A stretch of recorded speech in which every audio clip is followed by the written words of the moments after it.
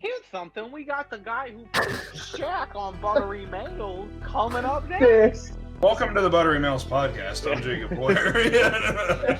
Buttery Mails podcast. Go listen to it. They're a bunch of my friends. They're really funny. They have a great podcast. You're listening to right now. It shouldn't be too hard to find. Yeah, but by the way, this episode is one of theirs. This episode of the Buttery Mails podcast is brought to you by the Buttery Mails podcast. Yep, it was us. We did it all by ourselves. It's fine. You were dating a 17-year-old at the height of your... Oh my god. How do the intros... I don't know how the intros work, but I'm Rob Morrissey, and seated on my lap is my good buddy. Oh, Jacob Demansky, definitely. I'm trying to be on his lap. Yeah. And I think... And seated on your lap, Jake. Seated on top of Brennan Boards. How you doing, guys? And he's here. You wouldn't know because I didn't hear him pipe up and say hello. Yeah, Brennan's forgotten how to do intros. I think we all have, to be honest. Except Jacob. Jacob, honestly. It's me, Chucky. How about the weather on airplanes with Putin? The weather on airplanes. Dude, when clouds get stuck inside the cockpit, I hate it. You just got the window open a little bit. How often are you in the cockpit? All the time, dude. Part of the special program. I know what you're thinking. Oh, you're like a guy, an MK Ultra agent who like kills the pilots and jumps out with a parachute. No, I dress up as a child with one of those little like spinning wheel hats, and I just ask to see the cockpit, and then I pretend I lost my mommy, and then I just hop back off the plane. It's worked every single time. It's all the time, bro. Have you guys heard of that? I forget what it is. I wouldn't call it a conspiracy theory, but there was like this story from like the 70s where some dude was on a plane and he like called a stewardess over and was like, "I have a bomb under the seat. Is that DB Cooper? Yeah. That story's fucking crazy. We should talk about that one of these days. I think there's a TV show on like History or Discovery, if Discovery Channel even exists. They probably both did a take on it. I think I've seen at least one of the... It's the same kind of show like Hunting Hitler, where it's like we've heard that like DB Cooper might be living out in the woods he crash landed in, so we're hunting him like Bigfoot right now.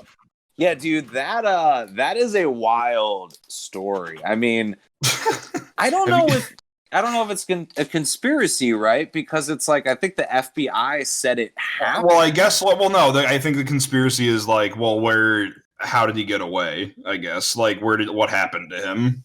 Or I guess unsolved mystery. I guess is a better term for it. Yeah, I just had this image in my head of because you mentioned Discovery. There was some shitty trend a few years ago. It's probably still going on for all I know. But Discovery used to do this thing where it's like hunting the megalodon and mermaids. Yeah. Are they real? Yeah. And it was these obviously like Nessie, shitty like fake documentaries. Yeah. Exactly. But like the whole thing was like really like framed as if it's real. When all of the people are so clearly actors and they get away with it because they show you a shitty CGI rendering in the last like 20 seconds where they're like, we almost got the megalodon, but it swam away and hid from us. I'm just imagining like we're in the woods looking for DB Cooper and they just have this like shitty CGI of him for 2 seconds. That's what I was gonna say. My favorite thing is when they have just the worst photograph or the worst just image to show you, like, or like a heat map, and it's like we can't rule it out that it's not Hitler. It could be Hitler hiding in the woods, but we just don't know. End of episode. Roll credits. It's like, what do you mean? Yeah, to the untrained eye, this might to not the look untrained like eye. Adolf Hitler hiding in the Brazilian rainforest, but we just can't be sure. Yeah, but we can see between the lines here.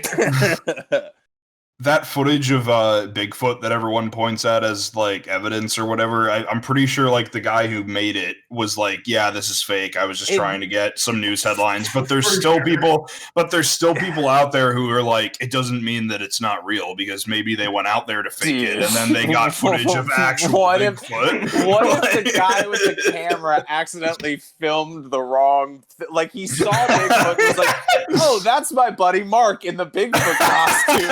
And Mark was like just on the other side. Dude, I'm over in here. The forest. Like, yeah. What are you doing, man? Get me in frame. Trying to fool the world, man. Yeah. The fucking odds of that.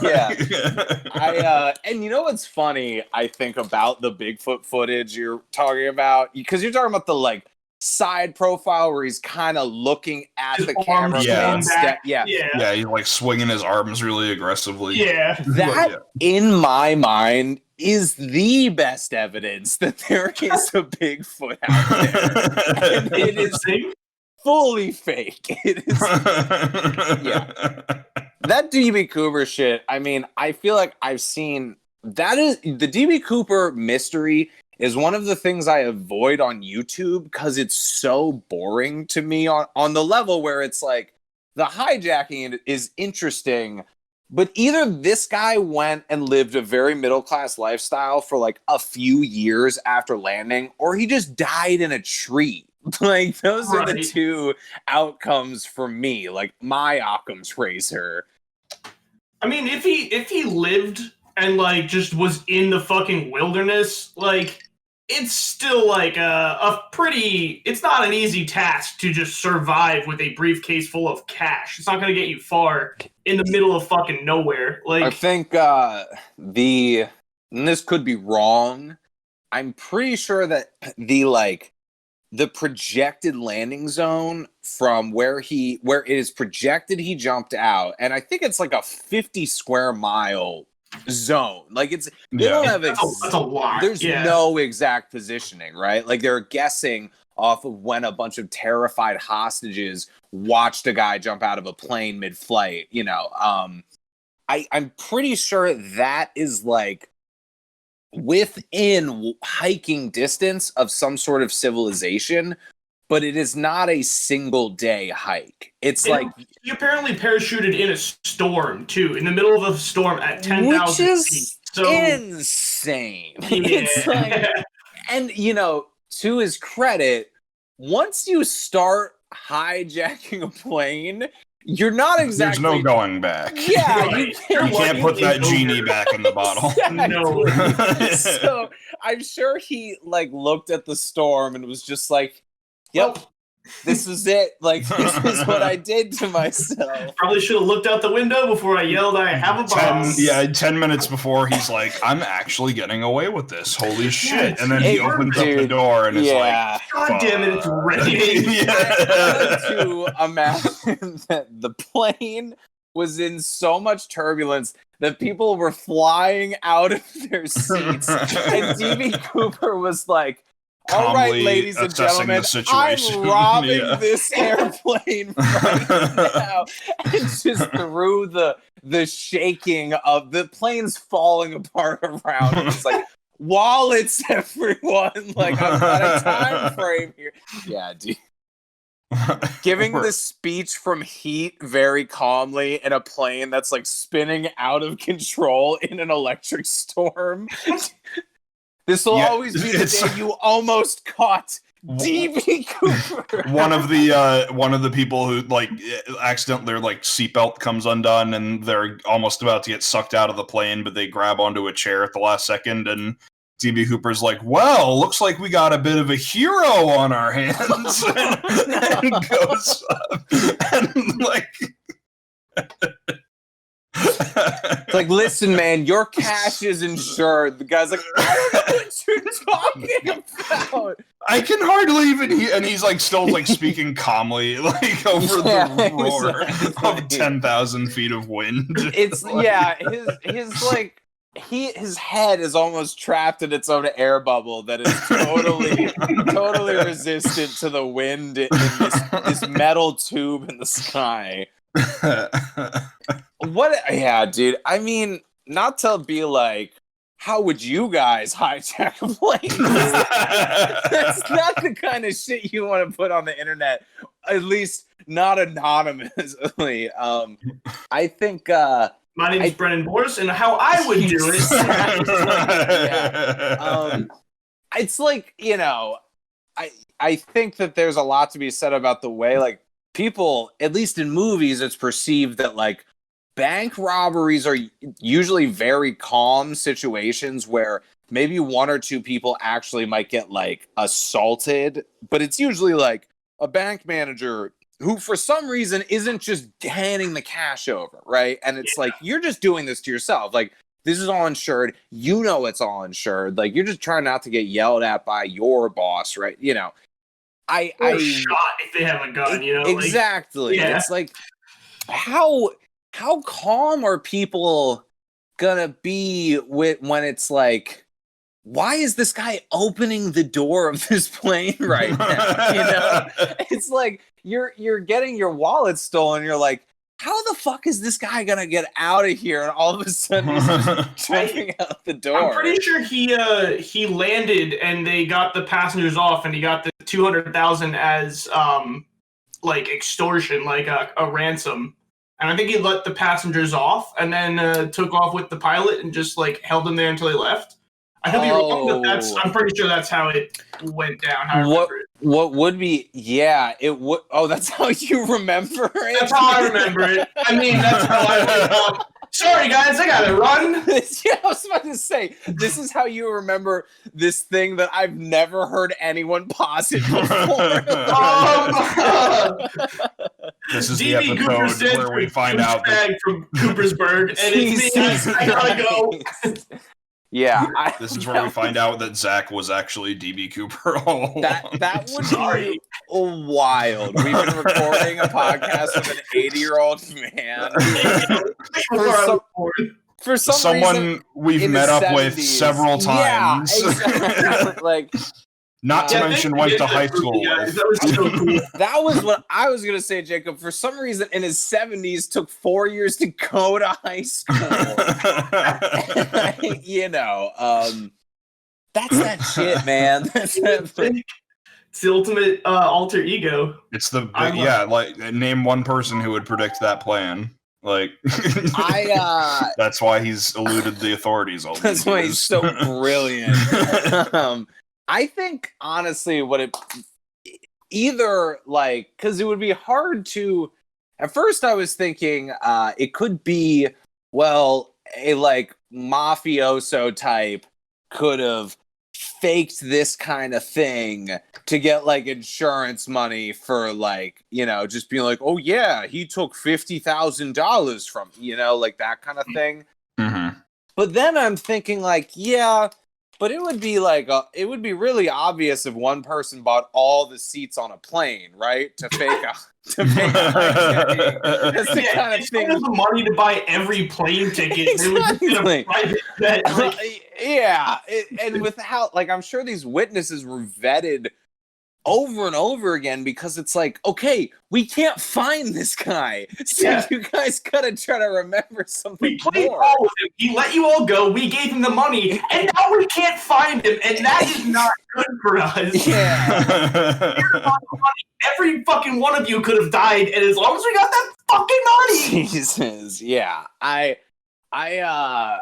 don't know, man. I think at the very least, the most likely outcome is actually probably something along the lines of what Zach said, which is he would have to somehow convince passengers and flight crew with literally no even a curtain in between them, like fully visible to them. He would have to convince them that he jumped out of the plane, right? And then he would somehow have to sneak back into the populace of this tiny group of people and be like, oh shit, that was crazy, right? Like, we just got robbed. I just barely got away. Exactly.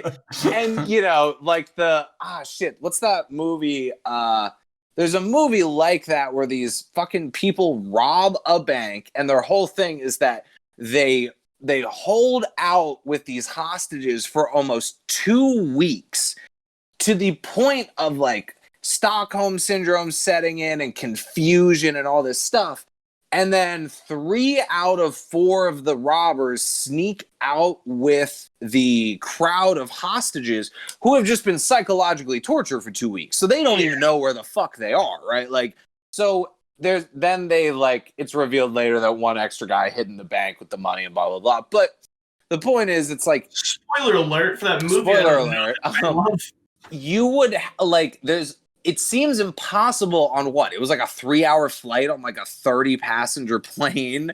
Like there's no way for a person to like sneak back into that group and like hide without any of them ratting them out or, you know, seeing them. So he must have jumped out of the plane, right? Like that's, to me, that's what makes the most sense. He asked for a parachute. Like that was another one of his demands. Yeah. No, he asked for several parachutes because he was going to drop the money separately. I'm pretty sure. That would have been. He was like, which also is insane. What, you're going to jump and do a scavenger hunt back through the woods to try to find your money?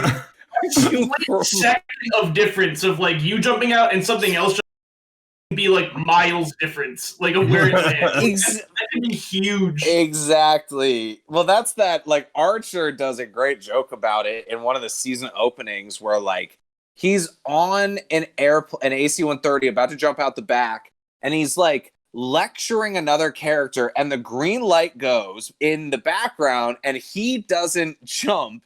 And as a person who just knows that from movies and TV, I'm like, huh.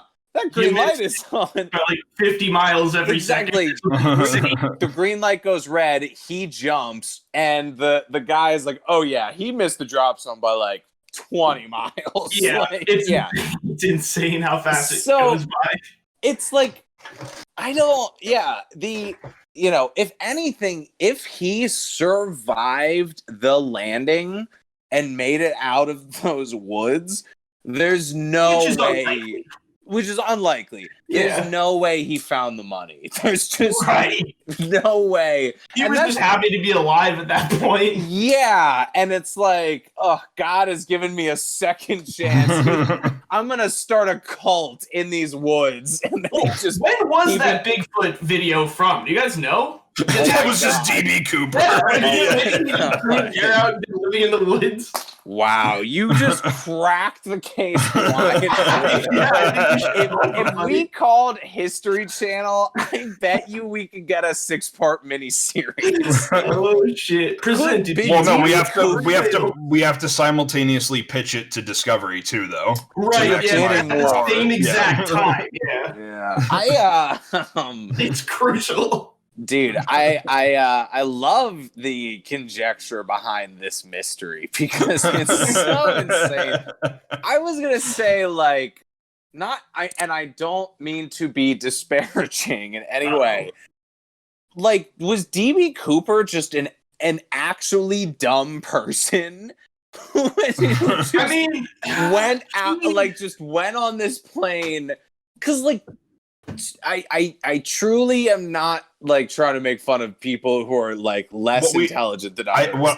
Bell curve is racist, but I don't know if you know this, but his less well-known brother BD Cooper was actually like, I bet you $10 that you can successfully hold up this entire plane.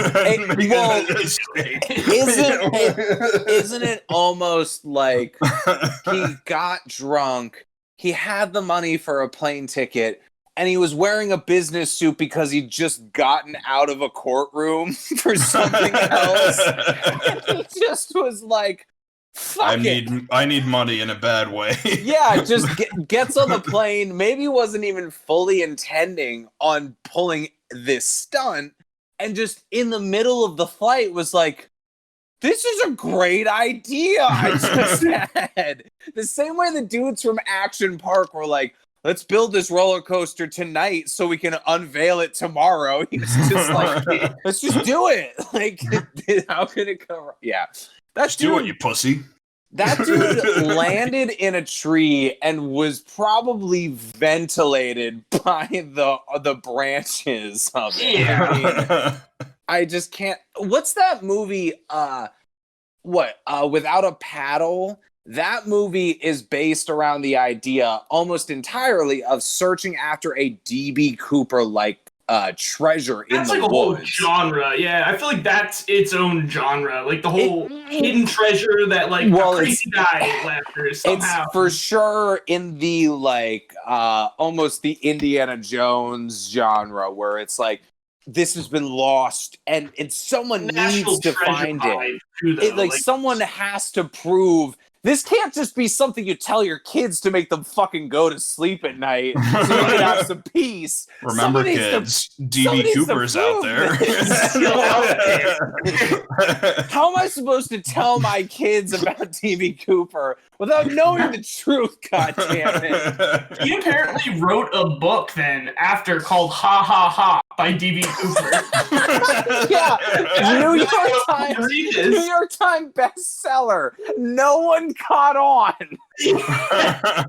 No, that's genuinely a book he wrote, and I really want to read this book now. I really want to. Are you fucking with me? Hold on, let me No, see.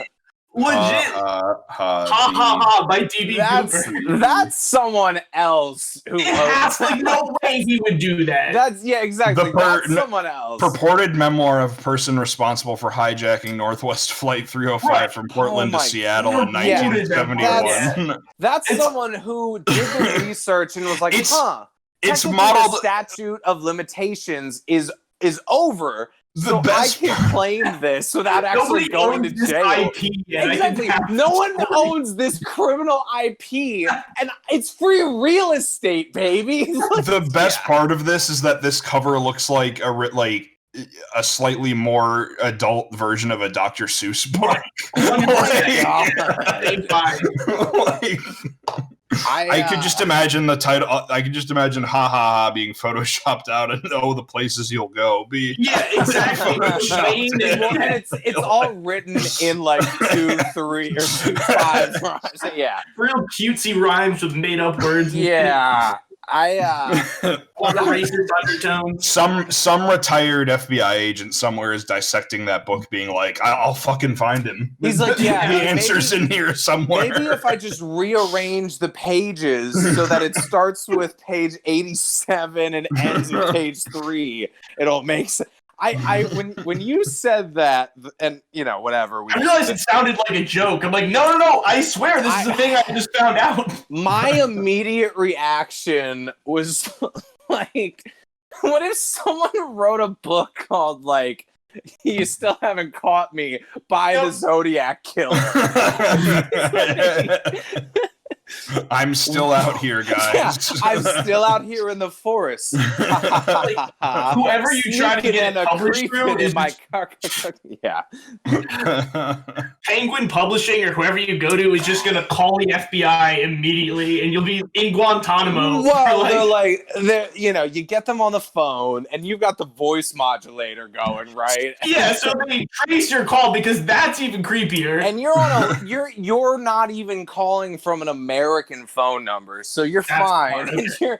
You're selling them on your book ID, and they're like, "Listen, we're gonna wire you the money, and we're gonna print this book. We just need to know where to send it to. Where are we sending it to?" Exactly. Oh, the Portland woods. And drop in the woods. Exactly. Just drop it off at these coordinates. I was I'll about come to find say, it. get in a plane and just throw it out with a parachute, and I'll find it. I'll follow where that goes, and I'll be $200,000 richer after too. Yeah, that's just where it's gonna be. No one's tried that yet. Well, and I mean, not that it's a 1-for-1 comparison. O.J. Simpson wrote a book about how he would have killed Hannah Fucking did it and got away. He wrote a book being like, "Well, I would have killed her. I would have killed that bitch a different way. I for sure would have made sure my gloves fit." And then he became a private detective for 8 years trying to solve the crime that he committed. Dude, I love him. He's one of those guys that it's like, never die. Just live forever so we have you as an example. The people need you. The people. So welcome to the Buttery Mail podcast. Yeah. Thanks for tuning in, OJ Simpson. We know you're listening out there somewhere. I'm Rob Morrissey, munching on a fried mushroom I made tonight. Joined with me, What mushroom talking? yeah, Portobello? just white in the container mushrooms. Button mushrooms? Yeah, Probably button mushrooms. sure. And Okay. joined with me literally a couple of my True. co-hosts. Jacob and I are dating now. yeah. I thought the theory was that Rob was actually my girlfriend, not Zach. Well, yeah. Yeah. Wait, Jacob, are you cheating on me? it's Rob, you announced it. It's Jacob Boyer and Zach Moore. How you What's doing, up, guys? I'm doing pretty good. How are y'all doing? Chilling. Never better. Very very chill. I watched all 3 seasons of Westworld in about 24 hours. Still got to check that out.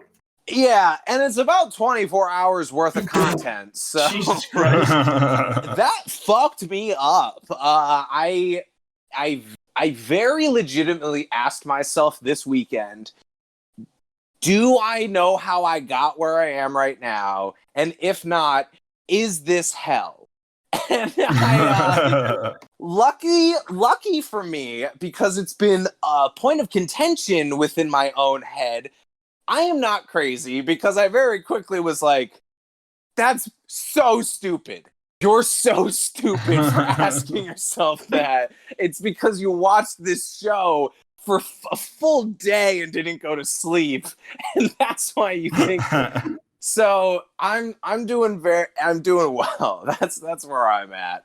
Nothing For like a this- good existential crisis to get you ready Jesus. for a record. Yeah, So and that's the episode.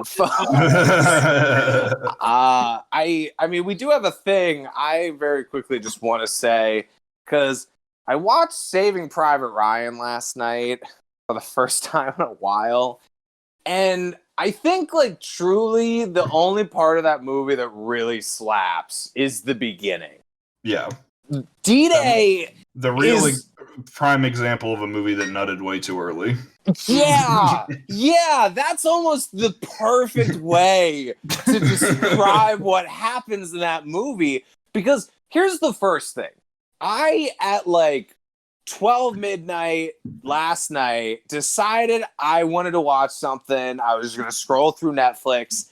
And Netflix, the first thing that it showed me was like, we fucking got Saving Private Ryan, you dumb bitch. Like, That literally happened to me the other day. I was trying to find the continue watching tab, and it was like, hey, we got Saving Private Ryan. Yeah. And so I was like, you know what? Yes. Fuck yes. I'm going to do this. And I clicked on it, and really quickly I recoiled. I was like, oh no, this is a 3-hour movie? Yeah. I don't remember 3 hours of Saving Private Ryan. But yeah, that movie fucking rips hardcore from the second they like fade into the drop ships on the beach. Like, and you know, it's so wild. Someone screams, open the murder holes right before like all those Marines just get shot in first person point of view. That's like 20 minutes. And Yeah. once Tom Hanks, Tom Sizemore, and the rest of the crew get onto the beachhead and they're getting shot at and they're trying to get those explosive charges over the beach wall, it's fucking intense, dude. It's pretty fucking awesome. And then it's bad. All downhill. And then it's about For the other 2 hours and 40 minutes. Exactly. It's about 2 hours and 40 minutes of being like, man, why did I do this to myself? And more importantly, why did you guys do this to yourselves? I would have just fucked off and not actually looked for this guy for a few days and come back and been like, can't find him. Guess he's not here. Guess he's not here. Yeah, dude. There's a like literally 27 different examples of like people asking Tom Hanks, like, hey man, why are we risking our lives for this guy? And Tom Hanks has is like, answer. I was an English teacher back in the States. Exactly. Literally, like they question the motive about the mission, and then Vin Diesel dies almost right away, which is tragic. It sucks he was the first to go, and from that moment on, every time you lose someone you care about, Tom Hanks is just like, for every one I lost, hopefully I saved 10. And it's like, by the end of the movie, it's like, so I guess technically you saved 8,000 people because you just kept getting Marines killed.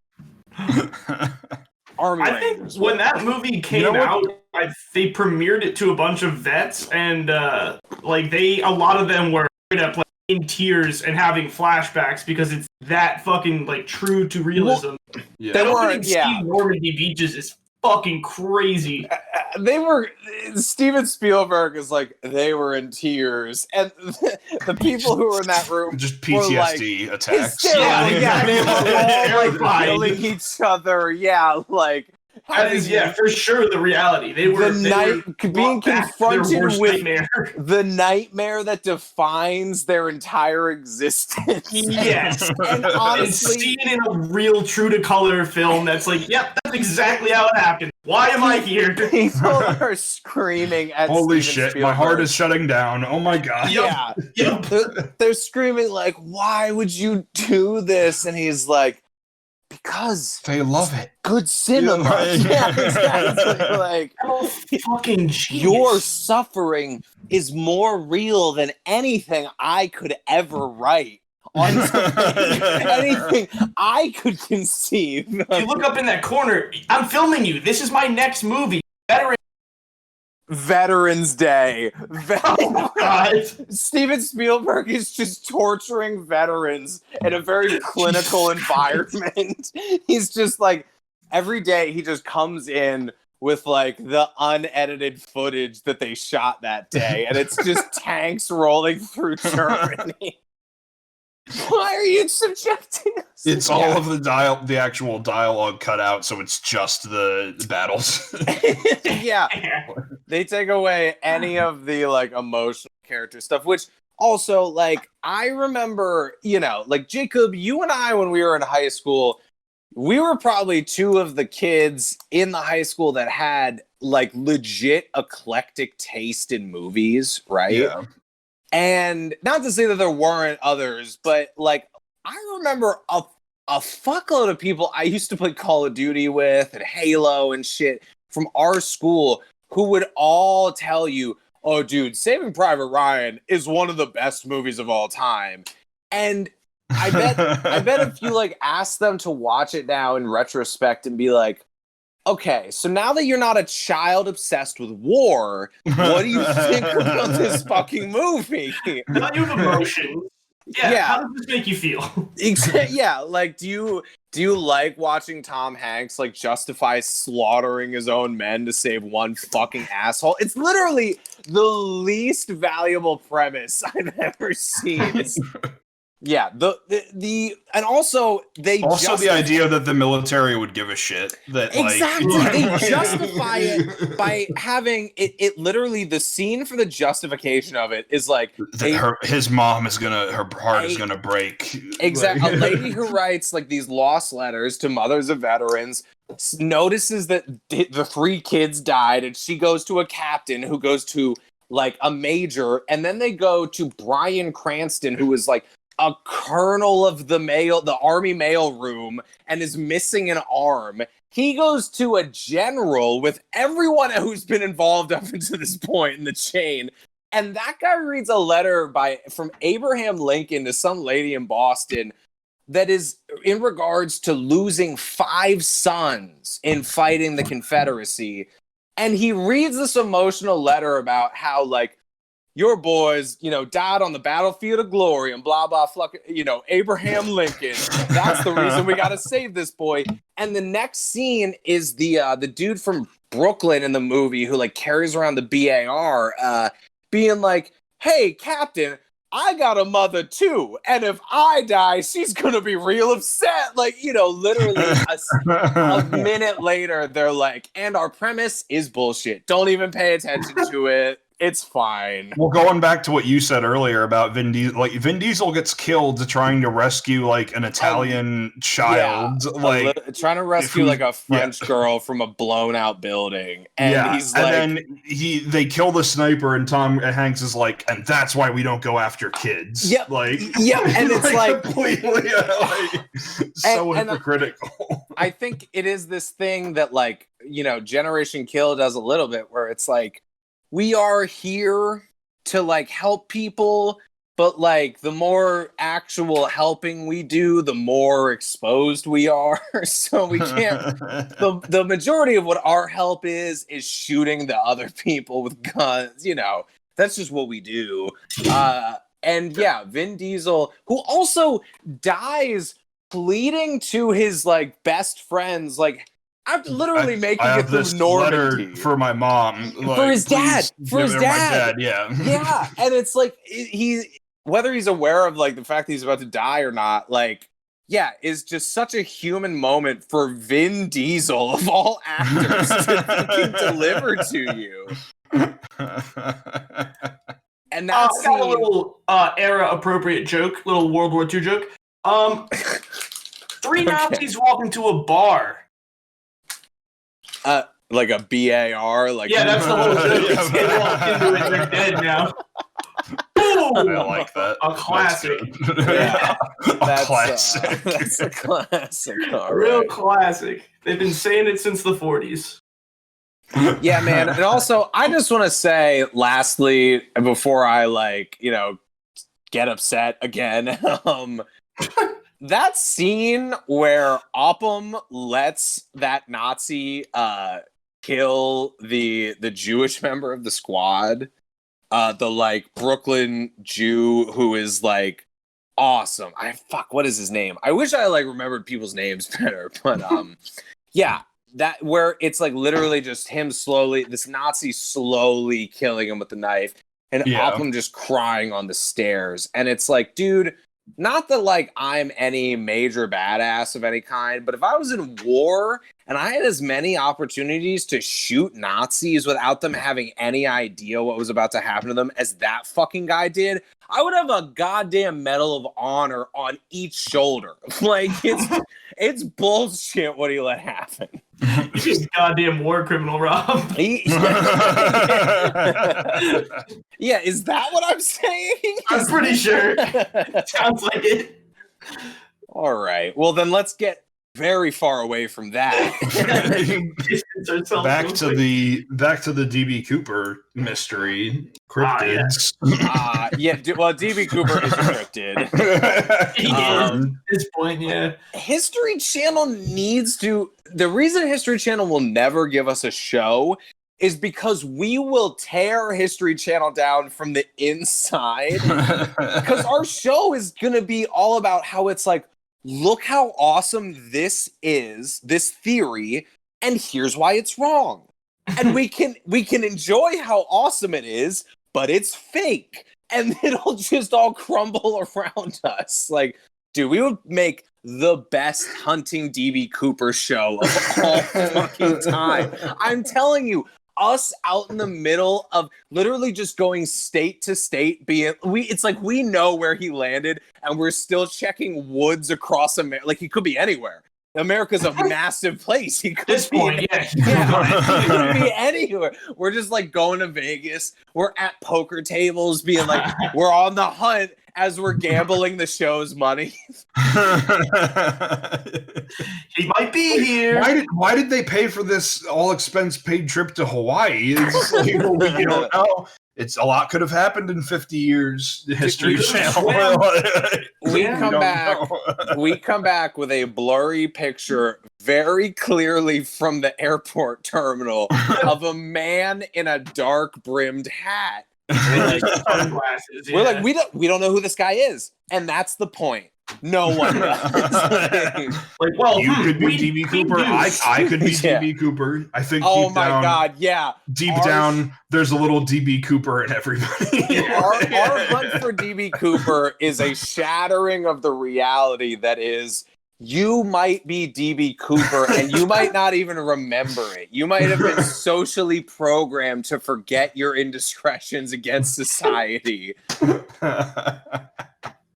Damn, dude, Westworld fucked me up. I'm telling you. This show, I was like, because Westworld season 1 is like prestige television. It's amazing.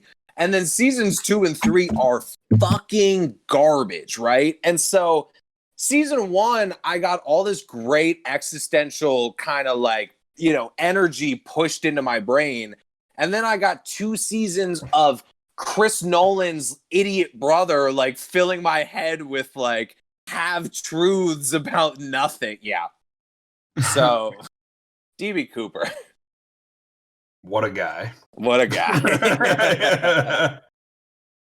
So I have a fun little game for us to play. Sorry, Zach. Hell yeah, no, you're good. I was just gonna say thanks for saying that.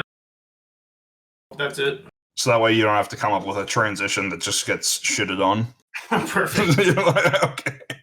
So Rob and I were talking the other day. A while back, I saw this thing called a fight thermometer, which is kind of like a tier list. And it was associated with this meme where it was like fast food mascots that I could beat the shit out of. Where I'm screen sharing right now on Discord for Rob and Zach. So for those of you who don't have the visual aid or know what a fight thermometer is, all the way on the right hand side is a red arrow, all the way on the left hand side is a red arrow, right hand side is a green arrow, and it kind of blends together in the middle. And imagine like a horizontal spectrum. Yes. Broken up into multiple, like the pH scale. Exactly. Yeah. So what we're going to be doing is, because I really like the idea of fast food mascots that we could kick their ass, but I don't want to steal the thunder from whoever made that meme. So in the spirit of our DB Cooper conversation, we're going to talk about food mascots more or least likely to be cryptids. Yes. All right. Yes. Food mascots that they're, either definitely they're not, or there is a very real chance that Ronald Mcdonald is skulking through the woods like Slender Man, and you might just run into him for no reason. So we're gonna say the left-hand side where it's red is they're definitely not a cryptid, and the right-hand side where it's green is they definitely are. And, Gotcha. All right, Perfect. Zach. Sorry, what were you gonna say? I cut you off again. Oh no, you're good. You're good. I don't remember. Okay. All right. So first up on our fight thermometer, we'll start with somebody that everybody knows. Ronald McDonald. Can we call it a cryptograph? A cryptograph, yeah, we can call it a cryptograph. Okay. So Ronald McDonald, how are we feeling about him? I definitely see him doing some weird shit, but I think he does it by natural means. I think he's just a weird dude. I think he'd be on the lower tier, like maybe the second line. You think it's like he could be a cryptid, or he could just be a guy who's committed to being this thing. Okay. If you sprayed him with a hose and the makeup doesn't wash off and like that's just what he looks like, then yeah, I'd say that's a cryptid. That's not a real person. Which is fucking terrifying. That's the test you would do. It's like if it's spray all of them with a hose, and if they honestly, if you don't know if a clown is real or not, spray him in the face, and if his makeup runs, he could still be a villainous cryptid clown. Like, that's honestly like a really terrifying idea. Like, I'm spraying some dude dressed as a clown in the face, and he just keeps laughing through the water. Like, that's horrifying. I mean, I would be more terrified again if the makeup did not run. Well, right. If it was scary. like, if it's just like, oh my god, that's just your face. That's your skin. Yeah. Your nose actually looks like that. Ronald McDonald seems like he could exist as one of those cryptids where it's like maybe humanity went too far with an experiment of some kind, and like Sure. McDonald's was trying to like come up with the perfect like customer, or maybe you know what? Honestly, what it is, he is the like genetically, you know, scientifically perfected McDonald's manager. And they made one. Yeah, they made one, and Oppenheimer showed up and was like, "I am become death, destroyer of worlds." Right. They broke out of the factory like Mewtwo. Yeah, I'm saying he could be real. I think he's overall. I'm 50-50. I think he might be dead in the middle because I think he has equal chance of being just an overzealous clown and a fucking demon spawn. I don't know. He's hard to read. I maybe more slightly to the real side than the. I would say maybe. I would say one toward. Well, wait. Which side is red real? Is real. Red is cryptid. Yeah. Yeah, red is they're definitely real. Right. Green is there's no way. Green's goofy. Right. Okay. Red is real. Green's goofy. We're going by like ally colors. I like it. So the old friend foe setting. So yeah. I think he's at least the first rung on the could be real side. I like that. All right, we'll put him here. We'll and praise him right there. nice. It looks like he's dancing like right on top, of the spectrum. Yeah. All right, in keeping with the spirit of fast food mascots, up next we got the Burger King. How do we feel about him? No, yes. That's not a real person. I can tell you for a fact. Look at the plastic face, like expressionless. His mouth never moves. It's like he's. It's also like unmasked. we've all seen mascots at like, you know, Disney World or like football games. A human being could not wear that mask and see out of it or breathe out of it. There's no holes for like a human. It's a solid shield. Exactly. That just is that thing's head. Exactly. If you crack into that shield, there's a pink slime goo inside. That's like its whole central nervous system. But that's a shell. But and it kind of just fills it at like a 99% volume. Yeah, I want to say I love the Burger King. Okay, I think the Burger King is such a goddamn champ, and the reason I love him so much is because the night 2006, it was the year before Halo 3 came out. I convinced my mom to get me an Xbox 360 for Christmas. But she would not get me games until she gave me it for Christmas, right? Tell me you're going to bring up the Burger King games. Yep. Yes! So there were Burger King games? Yeah. There were 3 of them. At the time, I literally on the way home from the Quakertown GameStop, I fucking knew that this game, I knew that the games were at Burger King. And the 3 games were, it was like Sneak King. Sneak King was so fucking. Sneak King is the one that proves he's a cryptid, by the way. Yes, it's a stealth game where you then, instead of kill people, you serve them a Whopper. Yeah, and you like knock people out. Basically, like you would have to. You would be. Good. Yeah, it was good. And then there was like a mini bike racing game. Like kart racing mini bike deal. Yeah. And then what was the last one? Was it bowling or some shit? I think it was some like lame sport game. Yeah. The one wasn't as good. The kart racing one, the bike, whatever, that one was pretty good. And the Sneak King was awesome. That one was fun. Sneak King and the mini bike were the 2 games. And so my mom made me this deal where she was like, I'll let you have your Xbox before Christmas, but I'm just not buying you games, thinking like enjoy Netflix, punk. Exactly. Thinking like, oh, this is like I remember GameCube. I have to buy you a game for you to enjoy it. Right. And I got her to take me to Burger King on the way home. And I pulled such a long con on that bitch to get those games. But yeah, the point is, Sneak King proves that he's a cryptid because, and that he exists. And my favorite thing is that there would be hiding spots in the game, like a pile of bushes or a trash can, that the Sneak King could jump into to evade like a character, like an NPC who had caught on to him and was like investigating and trying to find him. And the mechanic of the game when you jumped into them wasn't the Assassin's Creed thing where it's like you just have to wait for them to be like, I guess I didn't see anything and walk away. When you jumped in a pile of bushes, you would like respawn in a trash can on the other side of the map. And you would pop out of the trash can. There are shortcuts. The Sneak King is able to like bend planes of existence and sneak between the lines, if you will.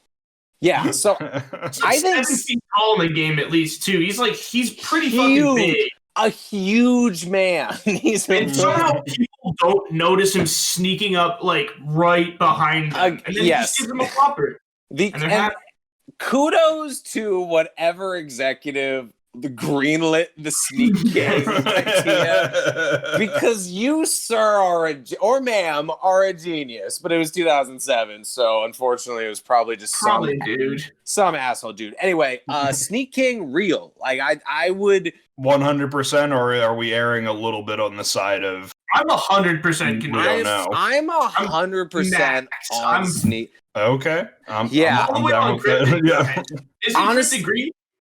No, Cryptid is red. Oh, fuck. Zach, you piece of shit. 5 minutes ago, you were like, the Cryptid is the red side, the very real. I thought, real is that they're a real person. They're not a Cryptid. They're not like... oh, boy. And then green is goofy because they're cryptids. All right. Well, for now, red is real for evil. For very cryptids and demons and such. Demon. And yeah, just my last thought on the Sneak King. If we existed in a world where like we were scrounging for food in the apocalypse, I would not go into any blasted out Burger King for fear of finding the Sneak King. Well, here's the question: if he found you and offered you the Whopper, do you eat it? Does the Whopper give me any stat bonuses? All right, no, I'm not doing that. Let's move on. Find out. Does it give me +5 small guns? Because if that would be cool. All right, let's do. Oh shit! Hold on, I lost the folder. Okay, there we go. All right, so let's continue the trend of fast food mascots. Wendy. Yes, I was gonna say the big three, and we're taking on Wendy. Let's go. She's a real person, 100%. That's Dave Thomas's daughter. That's Wendy Thomas. Is she a cryptid, or is she just a 140-year-old lady? I like to think that it's kind of like a Blade scenario where she's half real, half cryptid. Because God. I mean, her Twitter is legendary. That's true. That's not her. She's got that mixtape though. Oh my God, that mixtape was pretty fire. I forgot about that. Yeah. What if, could she, and would this even qualify as a cryptid, exist as a learning machine that was accidentally given too much power and is now manifested in a physical form in our reality? Where? Oh my God, that would be a cryptid. Get me out of Westworld. I want to leave. If not, at the very least, it's an SCP. Yeah, yes. Fair. Yeah, I'm actually. There. It says mom between the blue collar, the button, and then the blue collar. If you could zoom it in, it says mom as a subliminal thing. I read that was a decision they purposely made to remind you of your mom's cooking. That little collar there. Right. Yeah, it's like, mom. That's actually kind of impressive. I didn't know. Yeah, because you never notice it until someone says it. You're like, oh, yep, I see it. Isn't it such a good thing that advertising nowadays is just like, hey, you piece of shit, are you poor or do you own my product?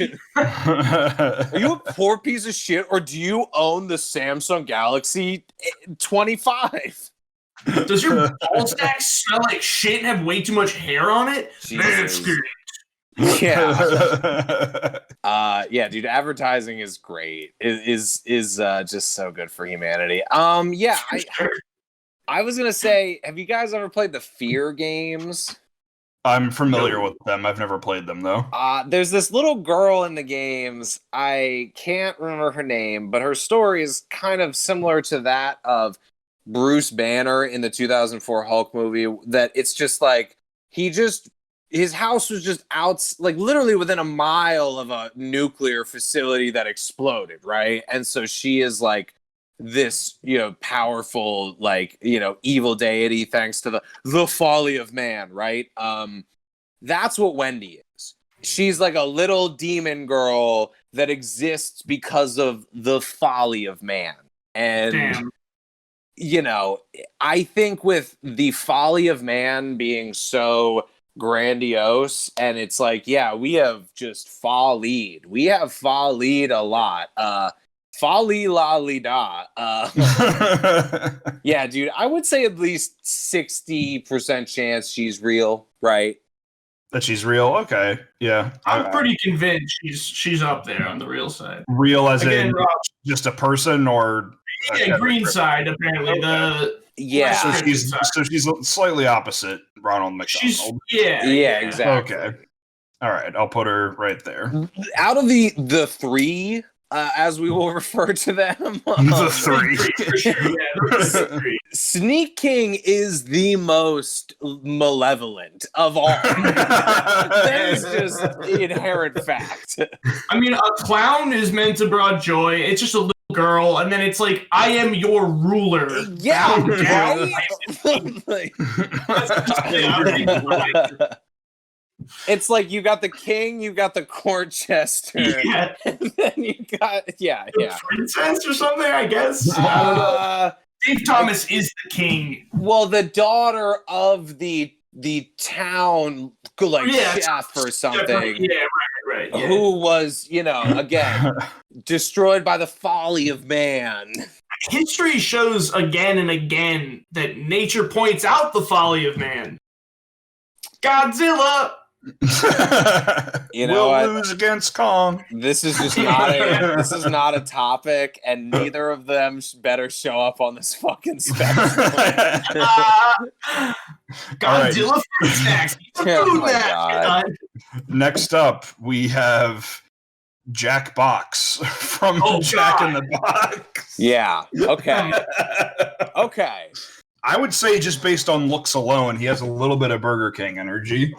Maybe not completely malevolent, but up definitely, there. I think between Ronald McDonald and Burger King, because he has that, I'm friendly. Look at my happy painted on smile. But that's not a real person. So it's like, it's kind of scary, but you're wearing a suit and tie and an ice cream cone hat or some fucking weird shit. I don't know what that is. But here's the thing, because we're led to believe that, like, the character is supposed to be like the kind of annoying but really funny cool boss, right? It's like he sucks, but he's hysterical and you love when he shows up, which is like, that does not exist in the real world. Sure, yeah. Also, if you listen to like the Doughboys podcast, I'm pretty sure they've talked about the fact that like Jack in the Box is the creation of like an advertising executive who, like, by way of kind of leaked insider information, the Jack in the Box character is how he sees himself within the corporate dynamic of the company. And so when he created the character, the question becomes like, is it because he is like, he pitched it so well and he's such a narcissist? Or is this truly what the spirit of he Jack sees in the when Box? he looks in the mirror? Yeah, exactly. Like, is this the face of God for Jack in the Box through this man? Truly hard to say. I like to think on the other side of things, he could be a Bruce Wayne type who has adopted a similar motif to the Sneak King, even though he's not as powerful, in a way to combat him. And he could be he's just the anti-Sneak King. Exactly. Yeah, Sneak King is communist Superman, and Jack in the Box is fascist Batman. Together, they create the Wendy's McDonald's kind of like, centrism within our spectrum. I think Jack in the Box is like a human being who has decided Puts that on this helmet to fight he's cryptids. donned the cowl, if you will. Yeah. And he wears the suit because he's still your boss, but he wears the hat because he's fun. He's still your boss, and he needs you to know that he controls you in business, but he wants you to like him. That's what the smile's for, and that goofy hat too. I'm feeling right around here. That's fair. Agreement. I'm not 100% convinced he's not actually. That's actually not a human at all. And I don't want to derail this in any way.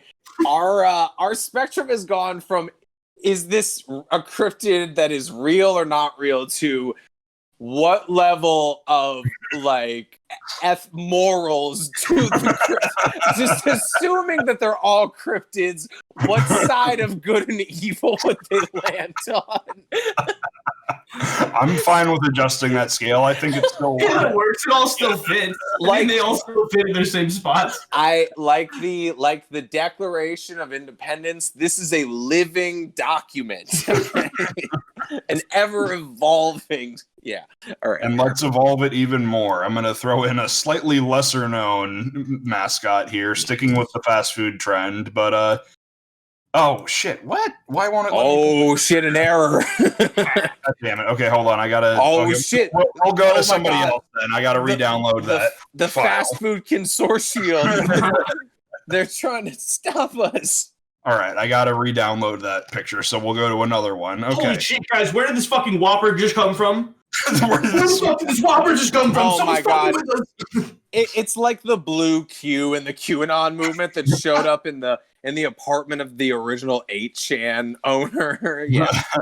Fuck. Okay, so we'll change up the type of food. We're gonna go to soft drinks. Nice. Do we? What are our thoughts on the Coca-Cola polar bear? Oh, wow. That's a huh. Well, drop him down a little bit so he's really laying on the spectrum, so his back leg is really lounging over there. Yeah. Nice. Yes, that's beautiful. That might even be the right spot for him because he seems like he could be a real bear, but he's also could be like a man bear with those shades and the way he chills. Yeah, exactly. But Coke just does that to things. I mean, maybe it is just a regular polar bear drink Coke. It's 50-50. Oh my god. Yeah, and actually this particular Coke bear is really making me look past all the bad things the Coke Corporation has done. Exactly. Done to a lot of nations.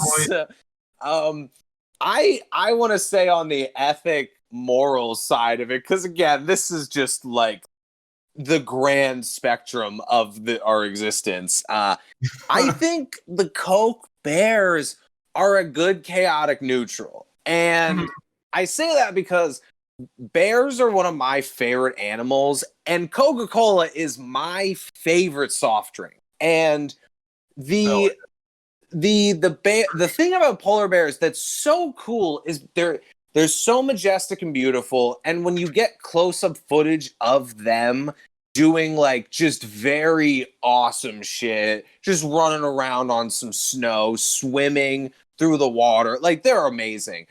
But they are fucking killing machines. They are monsters, man. Like, not that we should want to displace them and eradicate them, because it sucks. The videos of them dying on tiny pieces of ice equally suck. But that's why they're a chaotic neutral, because it's like you don't want them gone, but it's like a bunch of different populace of species would potentially benefit if these predators didn't exist in the food chain. Much like the Coca-Cola Corporation. Sure. So, true neutral. I think it's a place that all of the other mascots is supplied from. Every other one of these places has Coke products, like depending on location. Yeah. But yeah, It's like Coca-Cola is the ingredient they use to transform these creatures in a lab. Well, if we're going off of that theory, I'm interested to see what this next take will bring us. In the spirit of soft drinks, we have Pepsi Man. oh wow, yeah. Where does Pepsi Man fit? Yeah. Okay, so I'm assuming this is a real thing. Yes, Yeah, I think Pepsi Man also had a video game. To be there's a honest. video game made about him. He can turn things into Pepsi. Yeah, I thought so. Really? I'm pretty sure there's a Okay, Pepsi Man video game too. I might be remembering this, but it could be an implanted memory and I could be a machine, so I'm not really sure. But I'm shook a little bit by Pepsi Man, honestly. He seems like the Fantastic Four's Silver Surfer of our universe, right? like he's come to warn of an impending apocalypse, but only by virtue of bringing the apocalypse with him. He is the apocalypse. He's just letting us know before he does He's it. the horseman, right? It's like the plagues are here. He's just riding a couple miles in front of the locust. Yeah. I think he is the opposite of Mr. Jack in the Box in that he stops Jack in the Box from stopping Burger King. That's his goal. He just tries to lets the Burger King do his thing. He's like a Nightwing, kind of, right? Like is the Galactus. Jack in the Box is the Fantastic Four. Yeah. Pepsi Man is the Silver Surfer. It all makes sense. You know, and he's very conflicted, obviously. And in terms of could this be a real cryptid? And I think we shouldn't plot it based on this, but yeah, they just all are.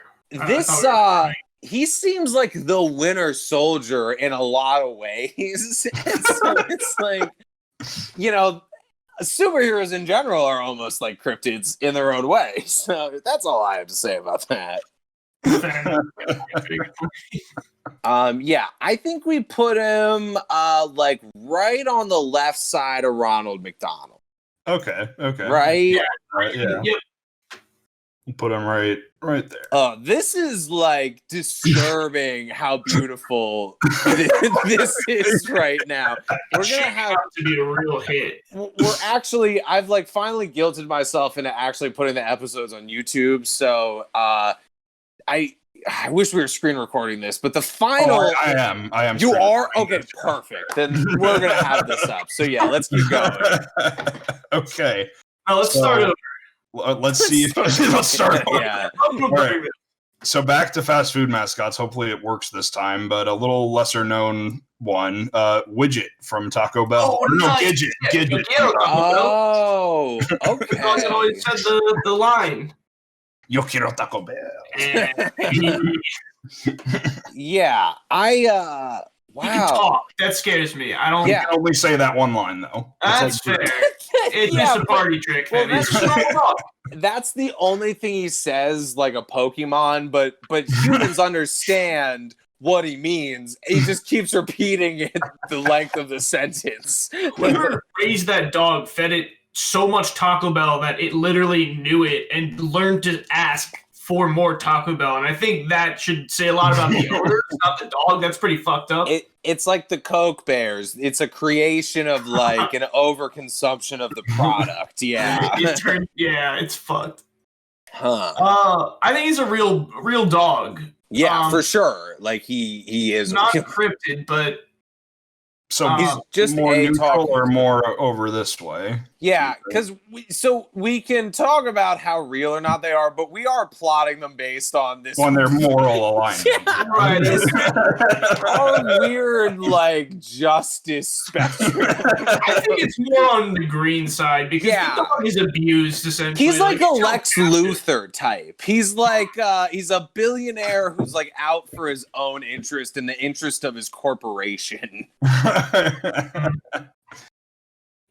But then I have him placed now alongside Wendy. Does that mean like I feel like if that's the angle we're coming at, he'd be a little bit more closer to center if he's a Lex Luthor type. Or do we need to move Wendy over a little bit to the right? That is very true. That's fair. Right. Yeah, she could be an innocent. She's But convinced. then does that then mean that we say Jackbox is pure good and put him all the way?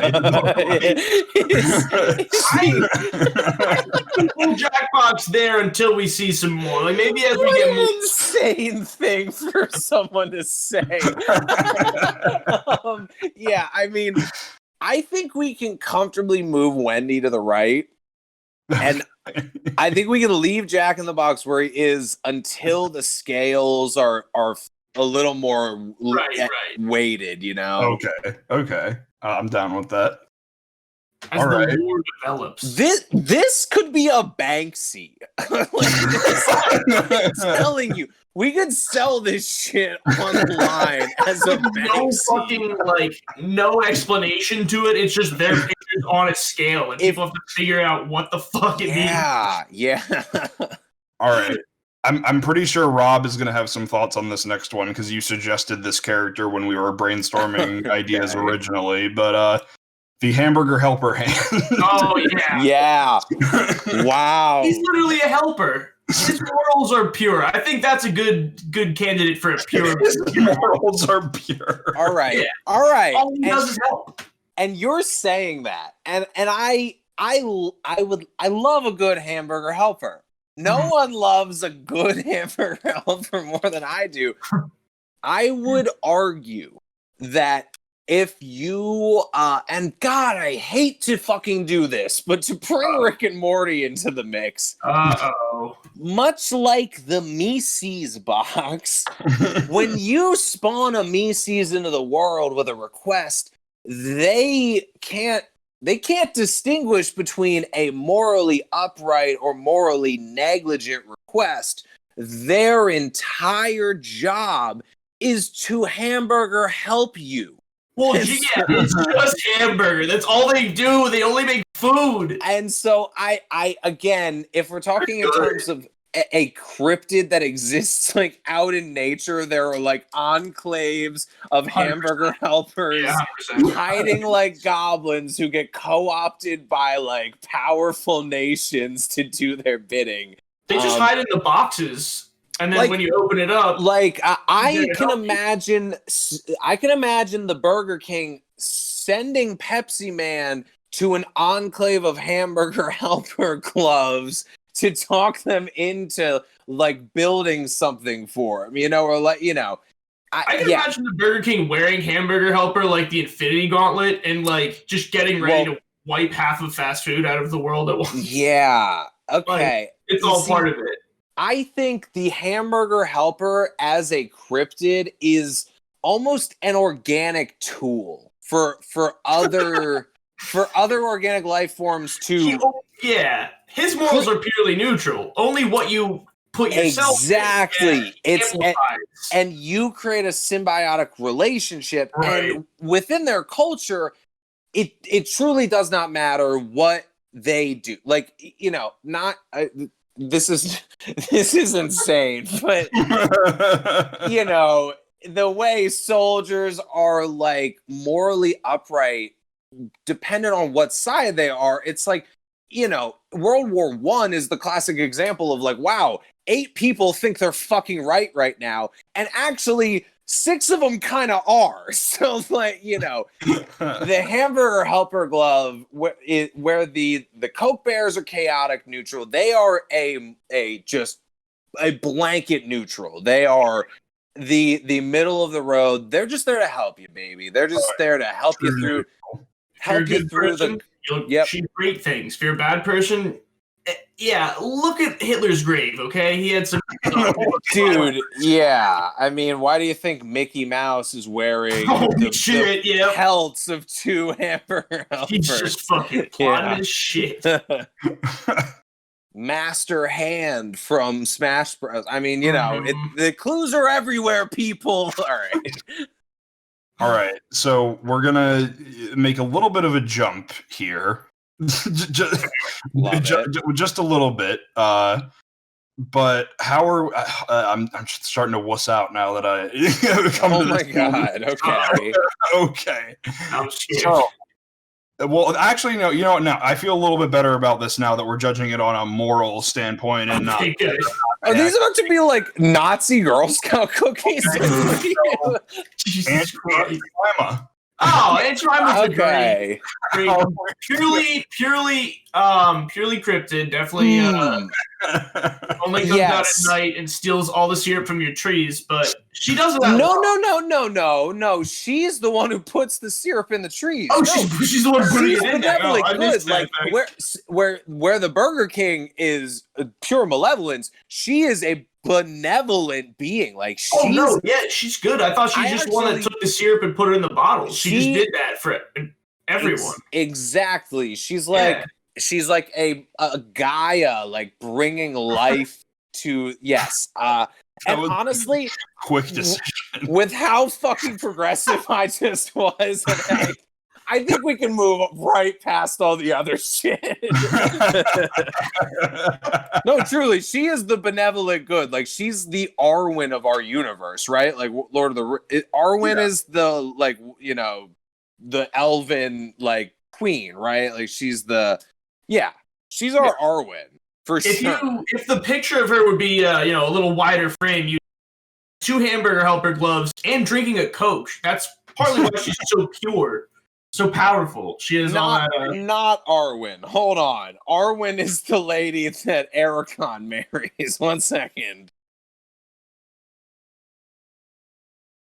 Standing by. Galadriel.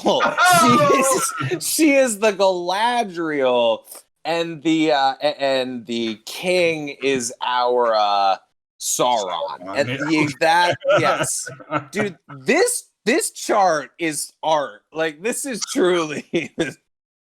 All right. Let's keep expanding to it then. Colonel Sanders.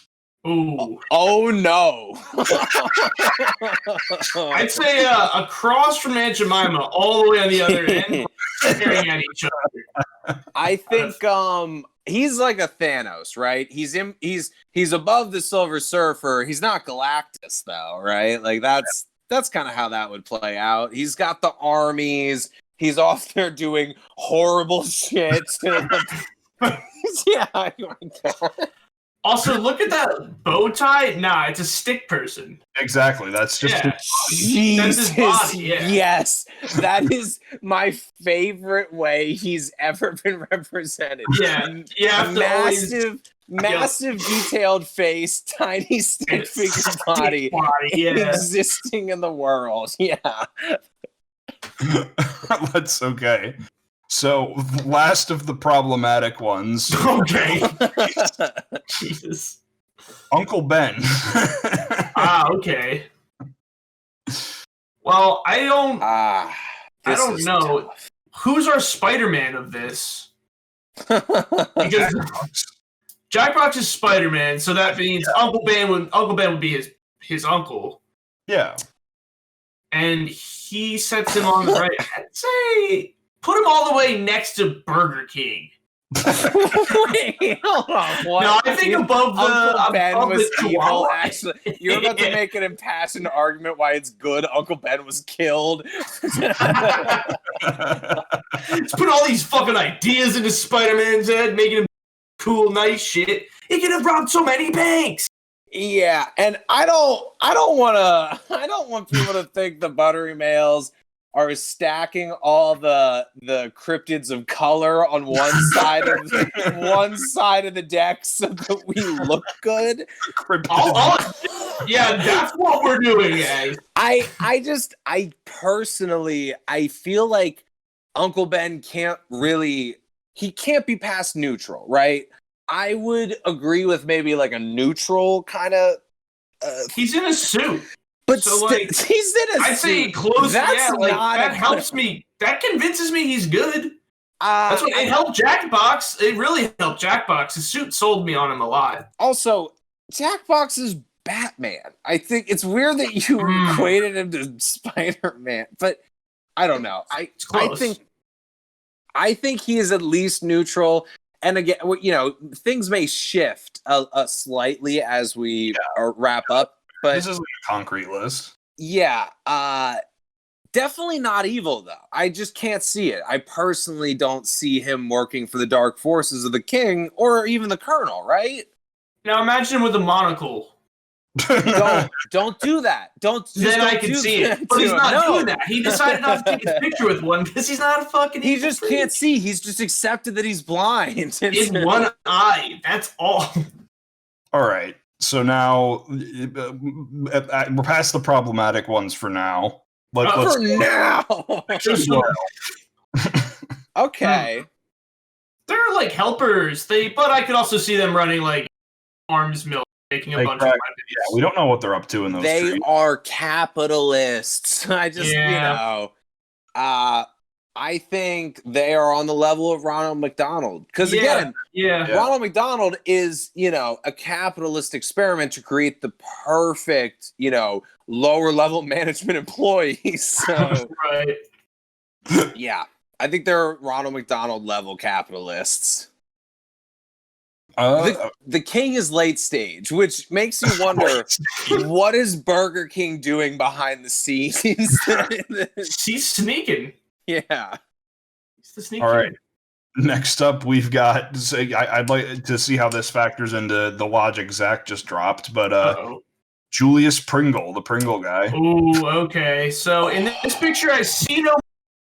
Pretty sure he's. He has a bow tie. Does have a bow tie. Yeah. Sophisticated, nice. Like he did his hair up. He waxed his mustache, a little twirl on it, made it look fancy. I don't know. I'm convinced this guy's a good guy.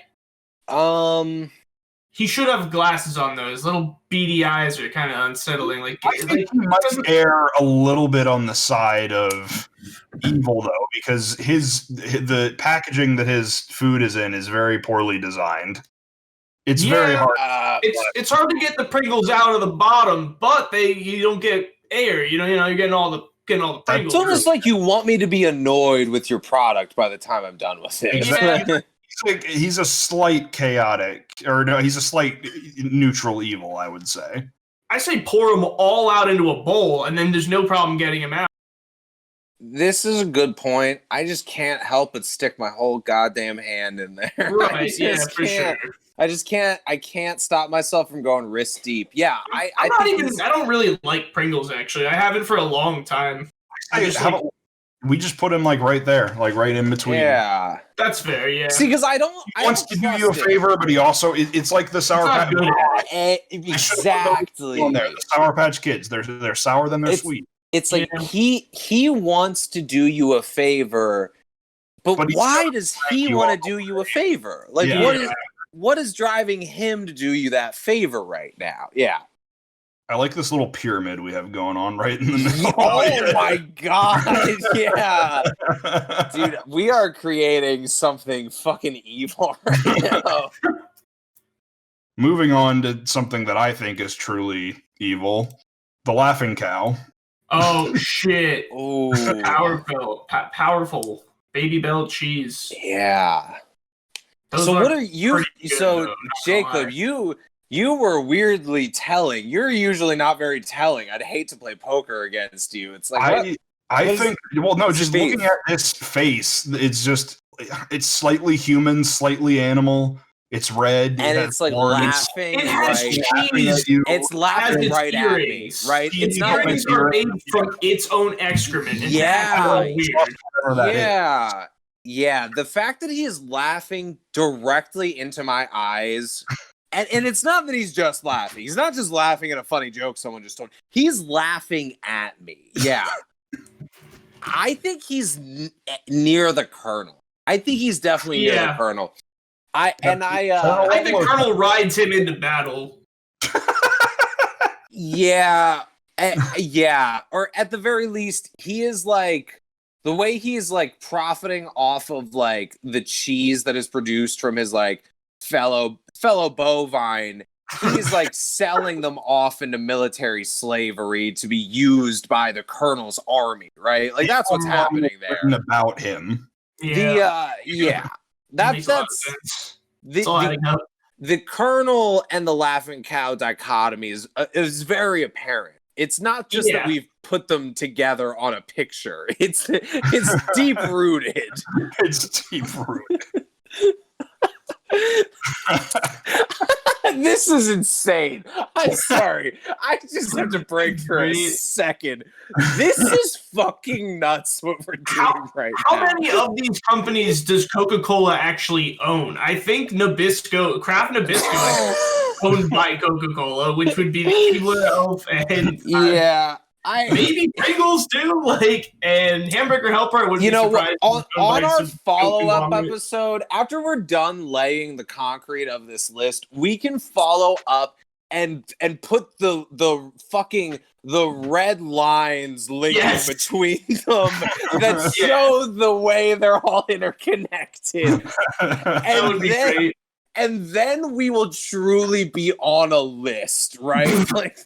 like we will know definitively that we're on a list. We'll get a giant poster of this of our scale printed out, and then red yarn and tacks in a board. Yeah. And then we'll auction that off and see if it'll make any money yet. And the second they slam the gavel at the auction, it just lights on fire. burns down the whole auction house. See, what Banksy did wasn't illegal. That's just attempted homicide. Yeah, Banksy isn't a real artist. Okay, was he shredding the painting? You coward! We're gonna burn the fucking block down. Oh shit! Yeah. So I have a couple more. Next up, we have the Starkist tuna. Ah, yes. Charlie the tuna. Okay. See that hat? It's reassuring. The glasses make him kind of look like a hipster, though. Did Don Draper just show up for a second? See, the glasses. We assure you, you can trust him. Yeah, I'm trusting him. He looks like a director with the glasses and the hat, like he's directing a film. Yeah. He's the guy filming the battle that goes on between everyone. Is he the documentarian? Yes. That's what it is. He's effectively the three of us represented within the universe, taking notes on the power, on the fight. But I feel like the by virtue of the fact that he doesn't care what the outcome is, that kind of makes him a little bit complicit in the evil. Oh, for sure. Yeah, he does not care what happens. He's not going to fight to help anything, but he won't hurt anyone. I think he probably slightly errs on the side of evil then. Maybe between the bear, Pringles man level. You know who this is in our universe? Wait, no. You know who that it fucking is? You know who just showed up on our list? Roger Moore is the Starkist tuna. And so I ask you, because Roger Moore toes that line right down the middle. It's like, are you doing this because you actually I watched his original documentary, which is called Roger and Me, which is actually kind of amazing. It's literally about Roger Moore, Michael Moore. I'm sorry. Talking to Roger Smith, trying to hunt down Roger Smith, an executive who just shut down a Ford plant in his hometown. And the reason he's doing this is because hundreds of people that he knows just lost their jobs and they don't have answers. And so the whole point of the documentary is I'm going to get my fucking friends and family answers, right? And so you look at Michael Moore's career and you're like, did you do all of this because you believe in some sort of moral right or some sort of ethical code for a person to follow? Or do you see the personal gain that is available when you virtue signal in this way, right? You go out of your way to be look, I'm a good guy and I'm fighting the good fight and I need money so I can fight the good fight. I think that's the question we need to ask here. Is Roger Moore good or evil? Wow. I don't know. Yeah, I have no idea. I guess that in hindsight, that does kind of make him true neutral because we don't know his intentions yet. Yeah. Jacob, you are cutting out a little bit, and it's getting a little fuzzy on my end. Just what? Oh, okay. I was gonna say, since we don't know his intentions, that probably makes him like true neutral for now, doesn't it? Yes. Yeah. Okay. That's a good point. Yeah. All right. Right underneath Uncle Ben. Jesus Christ. The Uncle Ben placement is actually becoming one of our more problematic potential. All right. So Kellogg's owns Pringles and Keebler. Uncle Ben's is owned by Mars, the Mars You're company. already too deep, man. Get out. Get out now. Nah, dude. DB, jump out of the plane before the lightning. I need to throw these other suitcases with money parachute first. Dude, Speaking of jumping through things, we've got the Kool-Aid Man. Oh, yeah. Nice. True demon. Absolute. yeah, absolutely. He Destroys with reckless abandon. Yeah. You see, he's on the king level. He's for sure. I think so. He's got the power. He's for sure got the same amount of power. He also has just the same level of like seeking villainy. Like it's not just that he is evil incarnate. It's like he is going out of his way within the universe to create as much of it as possible. The king, at the very least, he might be able to make an argument for himself like a Nazi or, some sort of fascist. No. He's like, oh, well, I'm actually doing this for the greater good. The Kool-Aid Man accepts what he is and is open about what he's doing, right? Yeah, that's what that is. Burger King is Thanos and Kool-Aid Man is Darkseid. Okay. I would agree with that. Me too, because I don't know who either of them are really. I know Thanos, but I don't know anything about him.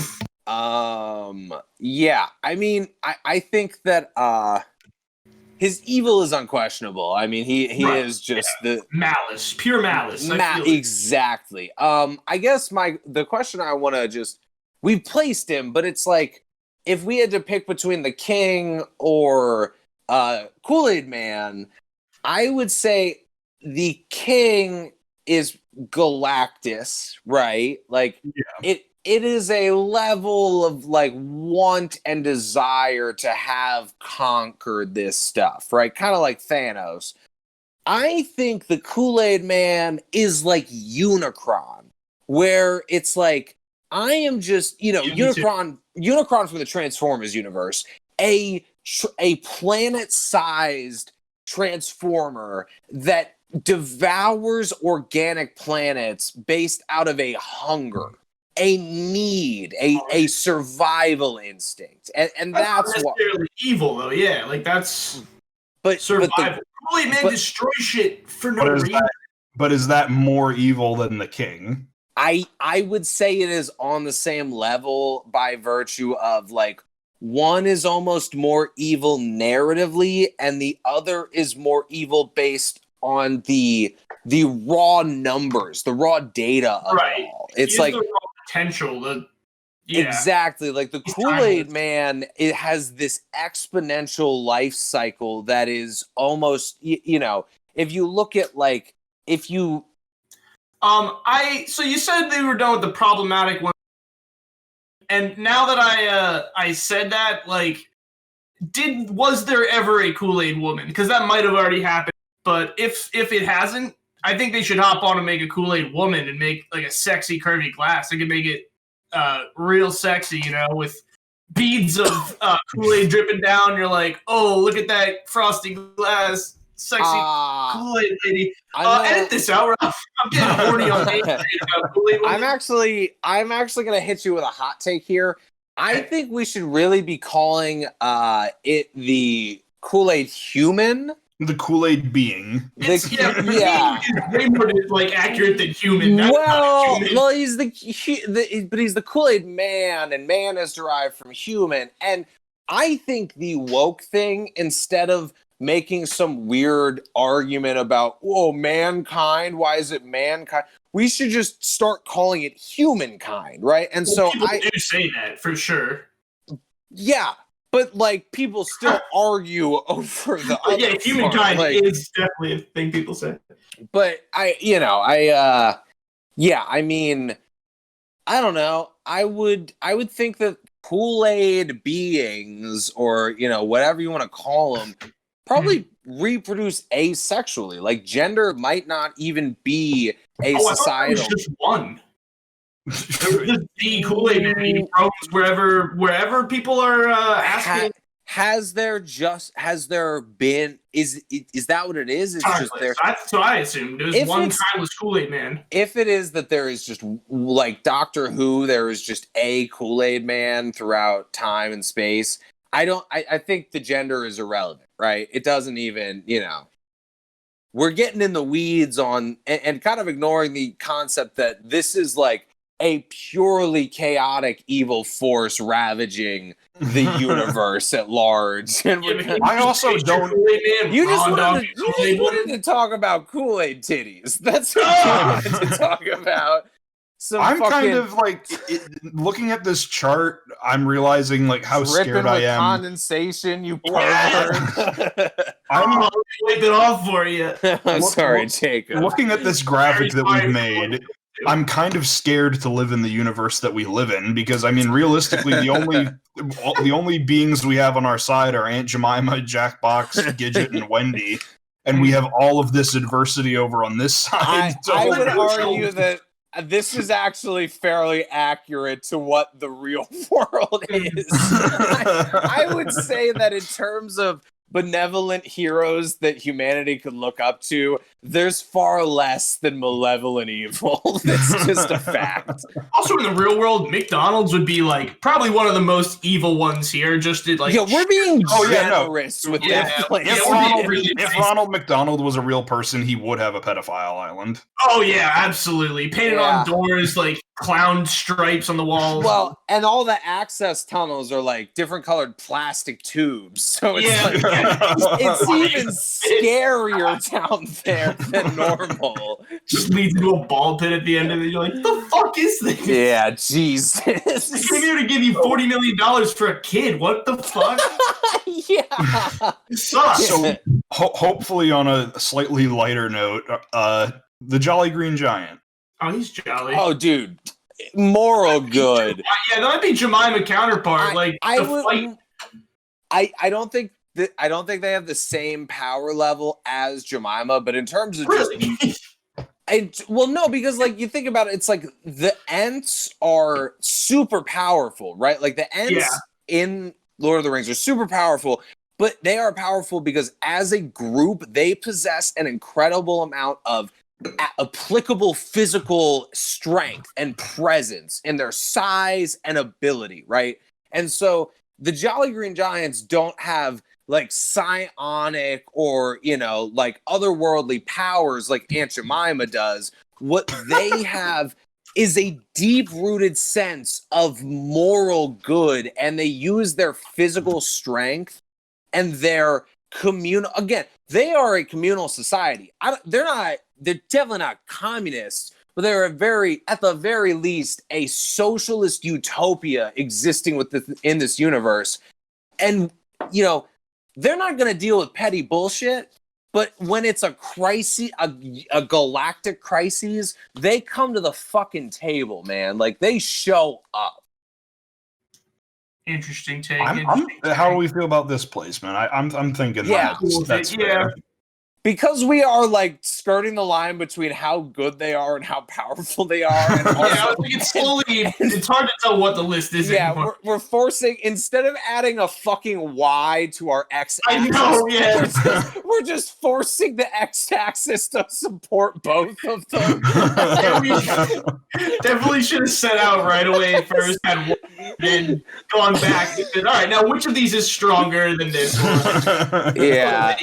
The Illuminati pyramid that you pointed out, Jacob, is so terrible. It's slowly turning into the Masonic symbol now with the V. The all-seeing eye. I'm not gonna lie to you guys. I'm seeing a butterfly in this Rorschach test that we created. I'm seeing it's either a moth or a butterfly, and that's a dark distinction if you've seen Silence of the Lambs, right? Like, who fucking knows? I just see my parents fighting, and I just see my parents fighting. That's yeah.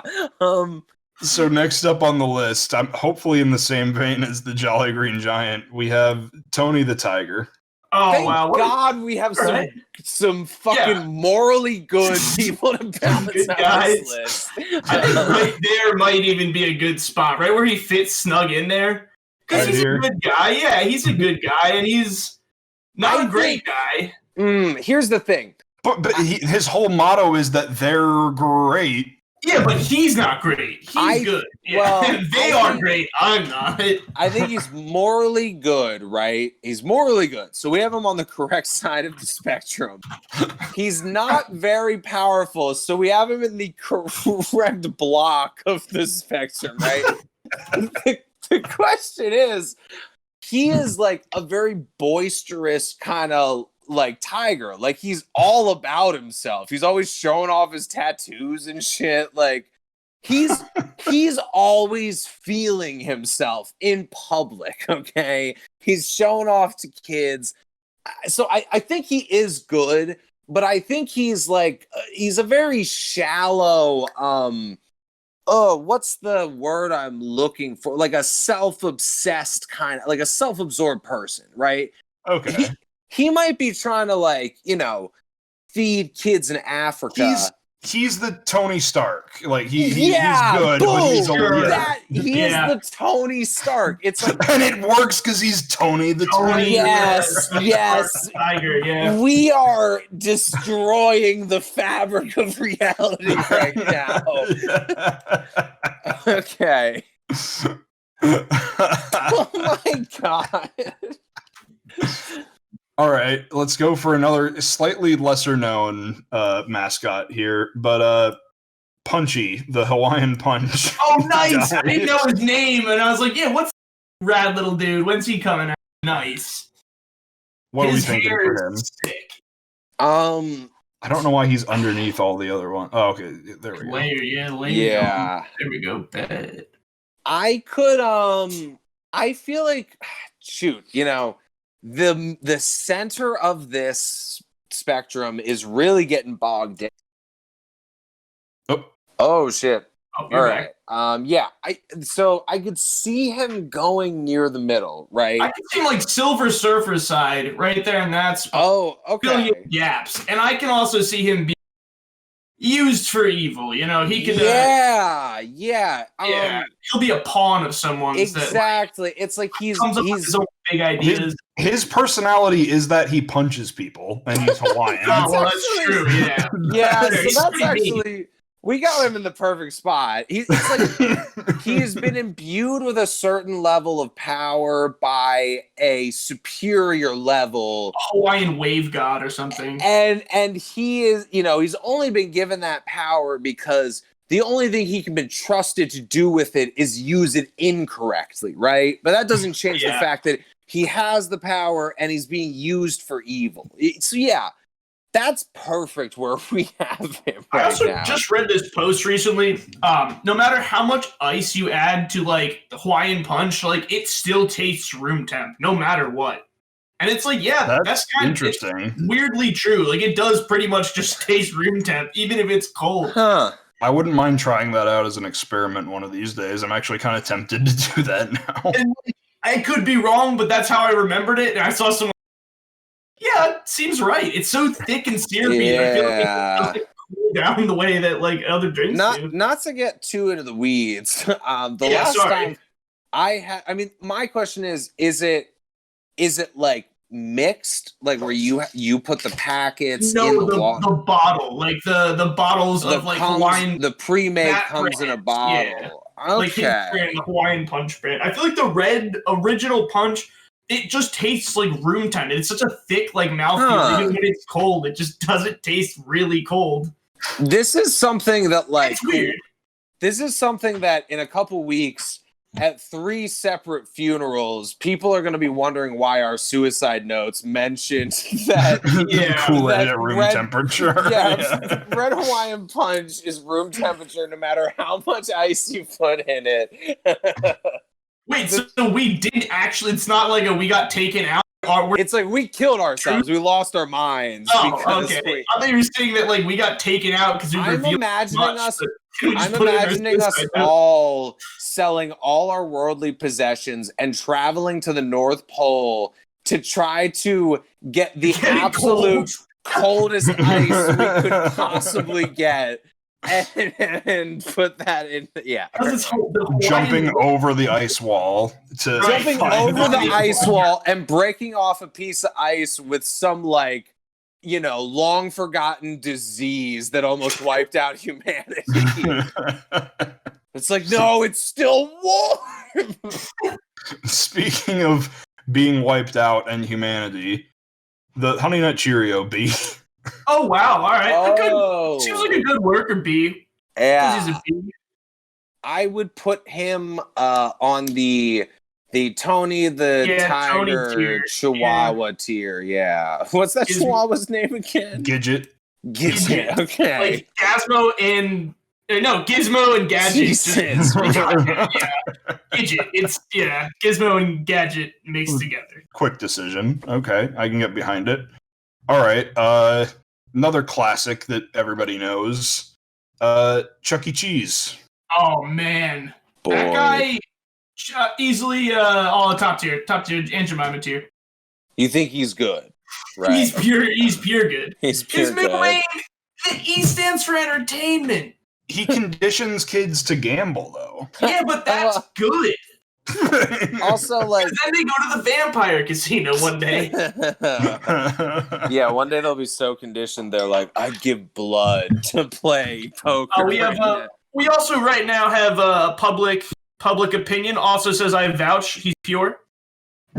I would. Who's the public opinion from? Dr. Fuzz in our chat right now. He's giving me his public opinions. I think that in the way that you could argue there are certain good faith anarcho-capitalist actors in society, he could be on the side of good. I am hesitant to put him. Face of good.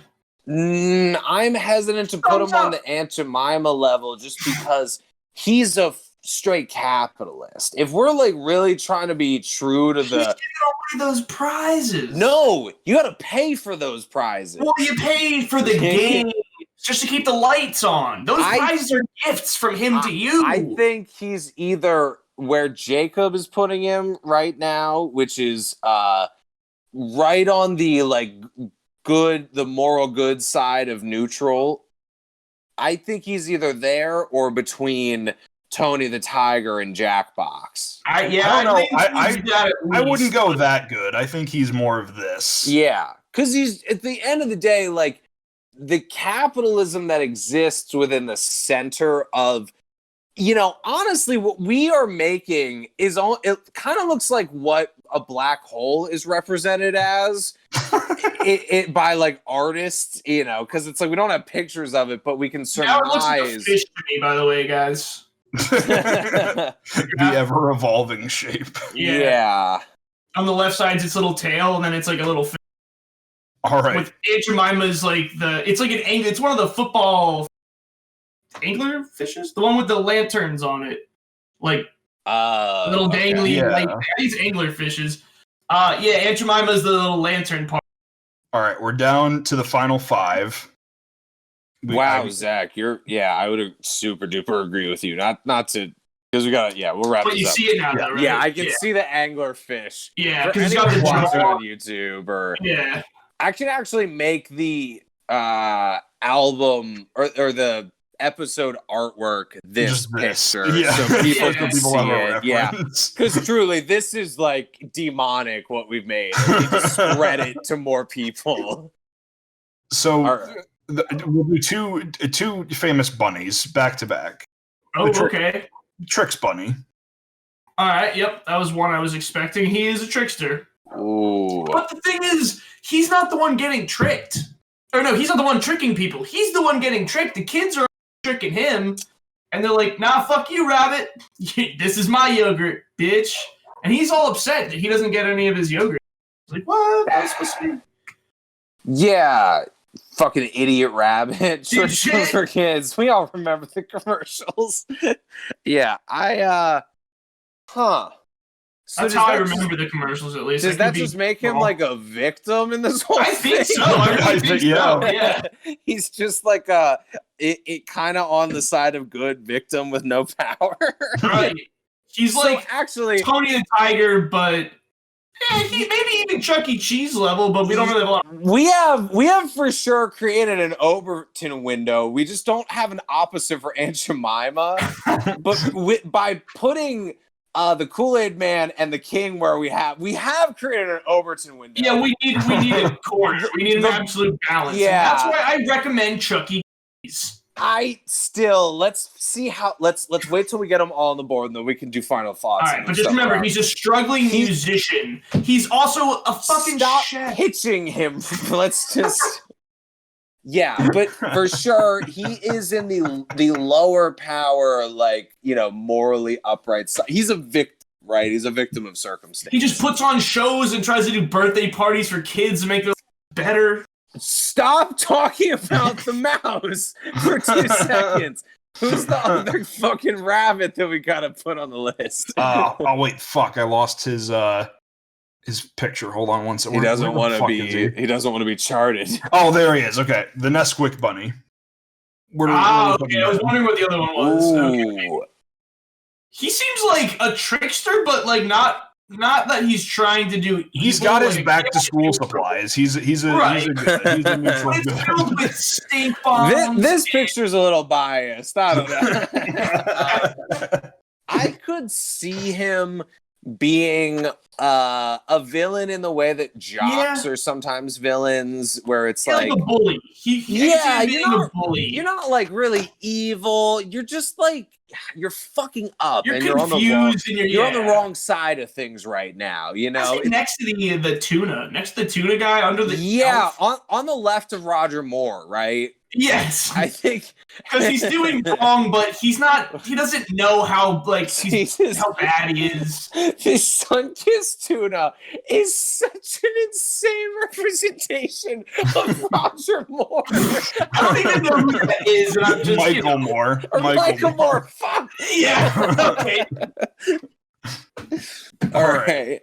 Another one that the final three. Another one that kind of disturbs me, but not as bad as the laughing cow. Finn, the goldfish. Oh wow. Yeah, that's pretty creepy. That is like they smile back. That's all he does. Smile back. Yeah. Sometimes when you smile into the abyss smiles. Right. He doesn't seem like he's up to any harm. He seems neutral, but creepy neutral. Yeah, he's like that neutral where you're like, I don't even want to know what your ideal I don't is, want to uncover. which I think actually does put him on the kind of more malevolent side, right? Whether he is or not, there's some shit under the covers. Yeah, I don't want to. Yeah, I'm just not even gonna test the boundaries of this thing. Yeah. I'm imagining like a human exploration starship out in a deep pocket of space, running into like a planet-sized version of a goldfish, and just being like, "We're too far out for radio contact." Okay, yeah, I think that's a good spot for him. Doomed. Yeah, we're doomed. Exactly. Like this is the end. Okay, so second to last mascot. I wanted to do one that I hadn't really seen covered in any of these lists before. The Gerber baby. Oh, nice. Okay. Wow. What a weird thing for you to do. That has to be straight neutral. Like that has to be right down the middle. That baby has a limited potential to be the most evil person on the planet. biggest sin. And it's all how he's brain. No, this is too deep. I want to get out of the VR simulation within the Westworld VR simulation. Oh my god. Yeah, I mean, I think this is a real Rorschach in the sense that, like, you take what Zach's saying, it's like it's a baby, it's untapped potential, clean slate. Who knows, right? Like, it could go either way. And you look at you can get a highlight into your own, thoughts on humanity. Do you think that it's more likely that a fucking baby will be evil or good? I think he would be on the morally right side. Above Jack in the Box. And this is not even saying like he will grow up to be good. Just the concept of a clean slate baby with untapped potential and no like moral, ethical like wrongdoings to hold against it right now. Like, I think that just leans on the side of the way the goldfish is on the side of malevolence. The baby, the baby is. You assume a baby is good, but you assume a creepy smiling goldfish probably has some skeletons. Planet-sized goldfish, deep pocket of space. Yeah, baby, it's like you can do no wrong. You just shit on the floor, and I still love you to pieces. It's fine. You're Jesus. Good. And then last but certainly not least, I found one picture of this mascot, and I was going to use this one originally, but then I found, as I was scrolling through Google Images, a slightly more appropriate picture of this mascot. But the Chick-Fil-A Cow. Interesting. That's why you said the problematic ones are done for now. Okay. That picture is great. I'm surprised they spelled everything right for the first time ever. And yeah. Wow. Cows never spell shit right. And this is about to be one of the wildest things I've ever said. So, Rob, I swear to God, bear with me for a second. Are they the fascist, morally upright a foil to Aunt Jemima, creating the bottom right corner of our Overton window, because they are so fanatic in their beliefs that what they are doing is for the ultimate good of the universe. So like every cult ever. But they represent something that transcends like Christianity. There are so many examples of groups of people like creating a plateau of morality and pointing down at marginalized groups and saying, not only are you evil, you're the reason we have problems. Right. And we can change you with therapy. That's why we're donating all this money. One second. If truth is subjectivity and subjectivity is truth, the fact that they are so fanatic about their truth being the most upright moral code, does that not make them the fascist moral right in our Overton window? I just want to say really quick, I did find one last mascot that I would like to chart. So, well, shoot! I just went on a whole thing about. We could. So I'm fine with placing the cow there for now, but it might change. I don't know if it should ever sit on the all the way right. I know. In tier with Aunt Jemima? Again, I prefaced what I said with how insane it was about to be. You really think the homophobic cow is a stronger candidate than even the Green Giant or Charles Entertainment? Listen to me. I'm playing the devil's advocate's devil's advocate right now, okay? I'm just a regular advocate. I'm so deep in the sauce of this, and so I'm saying, in a world where this whole power dynamic contorts on I itself. don't like it.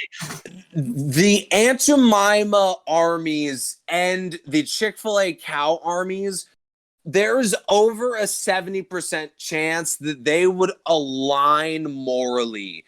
And that has nothing to do with intention or desired outcome. That is based purely on their belief in what is the objective truth about morality. Where the Sneak King knows. The Sneak King knows how evil he is, and so does the Colonel, so does the Kool-Aid Man. Exactly. Yeah. And the Chick-fil-A cows believe that they are as good as Aunt Jemima. And Aunt Jemima is the objective good in the universe. So, that is the objective truth to them.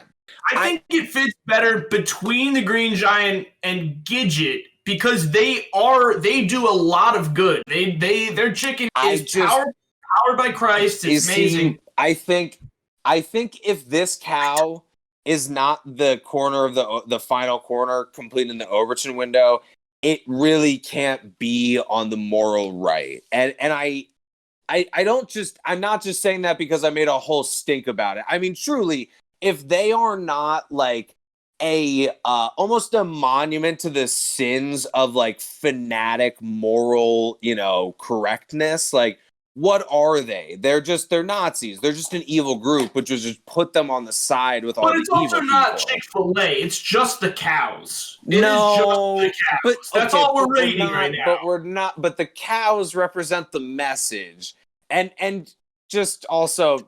For all of these corporate mascots, good times and great pizza. Come on! I just want to say, for all these these mascots, do not sue us. We're not talking about your business. We are not that gets us fucking sued. We're not talking about what you do in the world. Okay, we're just talking about the IP. This is literally parody. It's all the buttery. It's not financial advice. These might as well just be stick figures. Like, I'm sorry. Well, I mean, one of them is, but. This is this is just deep buttermilk board.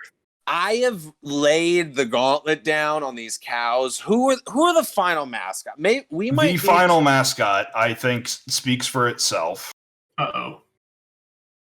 Oh my god! Yes. No. That's a perfect argument. That's like a perfect fit to your argument, Rob. Because I might be on the good side. Yeah. So, all right. So here's what we need to do. We need to put the cow somewhere between the Colonel and the. I'll take Silver Surfer tier. Yeah. For Jared being the bottom right. Jared is the culmination of the Overton window. No. Jared is Jared's there. And yeah. Silver Surfer tier. Jared is, because isn't that like the it's ultimate fresh, lie? Healthy food, great weight loss. It's like, look at that $5, so cheap. Subway survived one of the most devastating corporate scandals based on the good that the scandaler did. And he's still the butt of jokes. Like, to this day, literally podcast and make him the butt joke. He is literally just in a federal lockup somewhere right now. You know what? I hope he listens to this somehow. I hope by some fucking miracle he listens to this. It gets to him in his cell. He listens to it and he gets to the end of this. And he fucking changes or something. We fixed it because we saw potential in him. Wow, man. So that is our cryptid morality thermometer. Put the cow. The cow needs to go on the evil side, though, right? That's what we landed on? Yeah, I'll take it. I'll take that compromise. Right? Yeah. It makes the and actually. Yeah. You see, that way we have a nice little like inner maze developing with these outliers like in orbit of it. Yeah.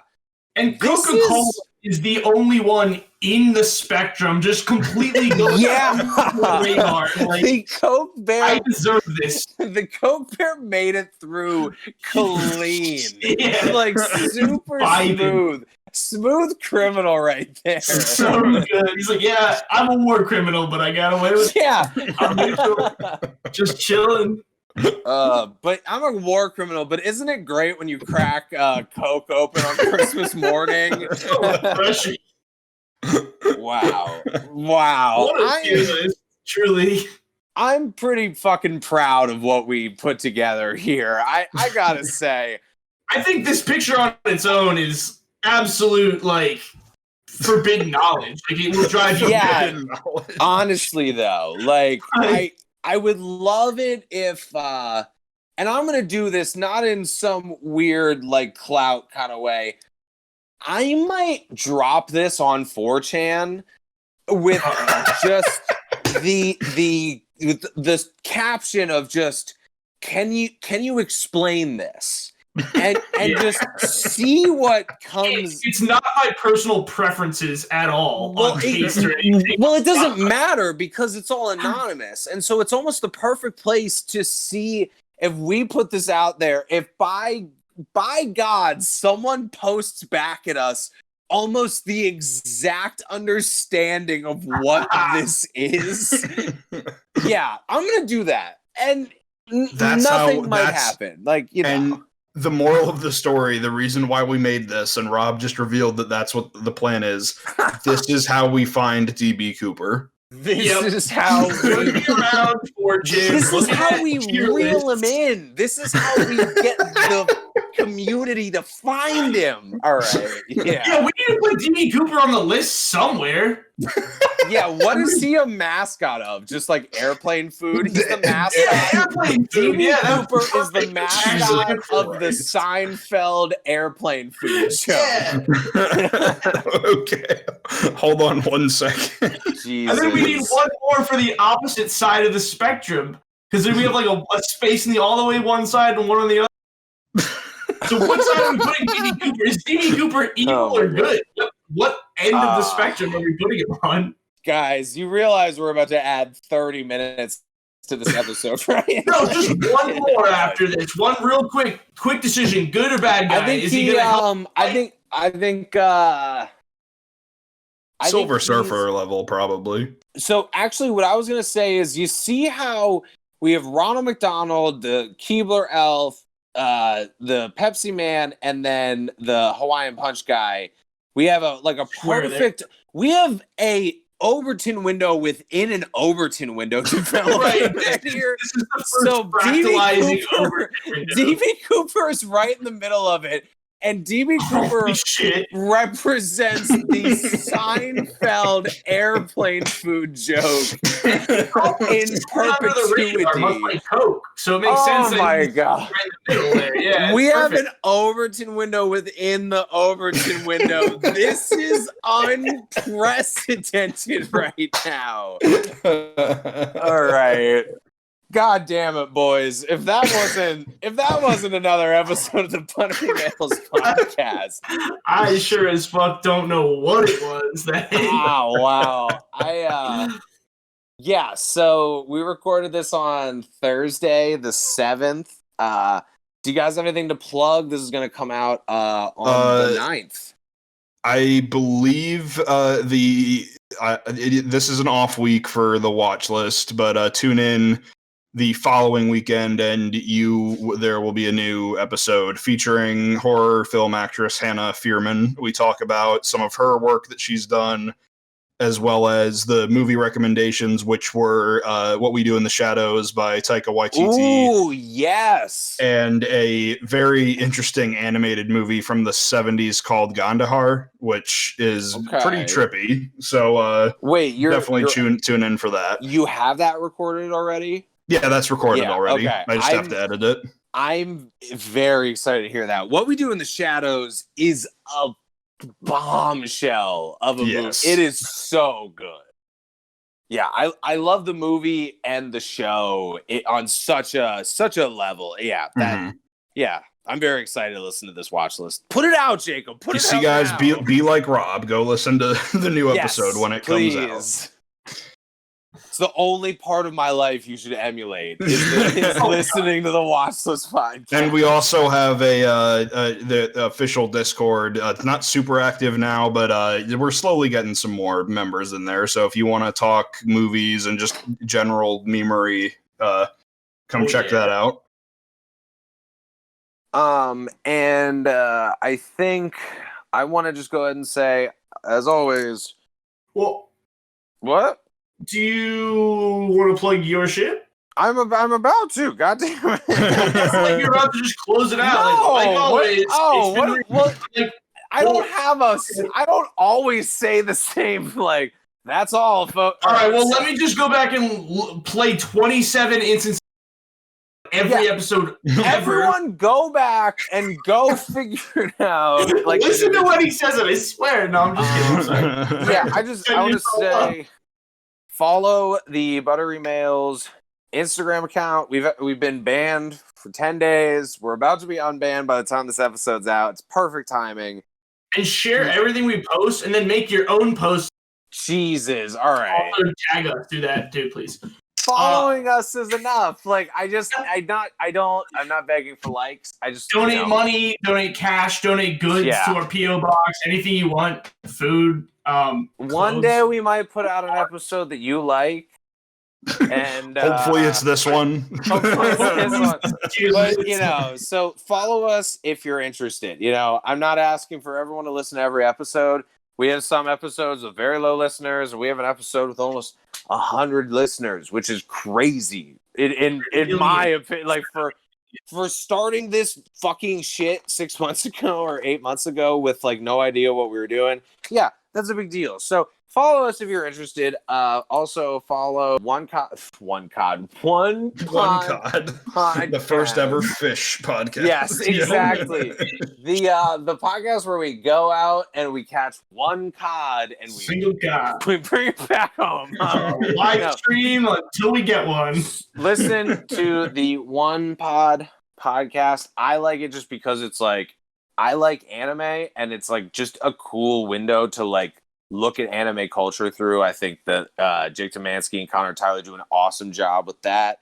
I hate anime. Those two are my good buds. And really they're also not to double dip on the plugs, but they're also on an upcoming episode of the watch list. So if you like them, there's more of a that's crossover. Called synergy. And I hate to blow everyone's minds, but my whiskey podcast, Whiskey Without Borders, the first episode is recorded with none other than Jake Demansky. That's right. It's all coming back.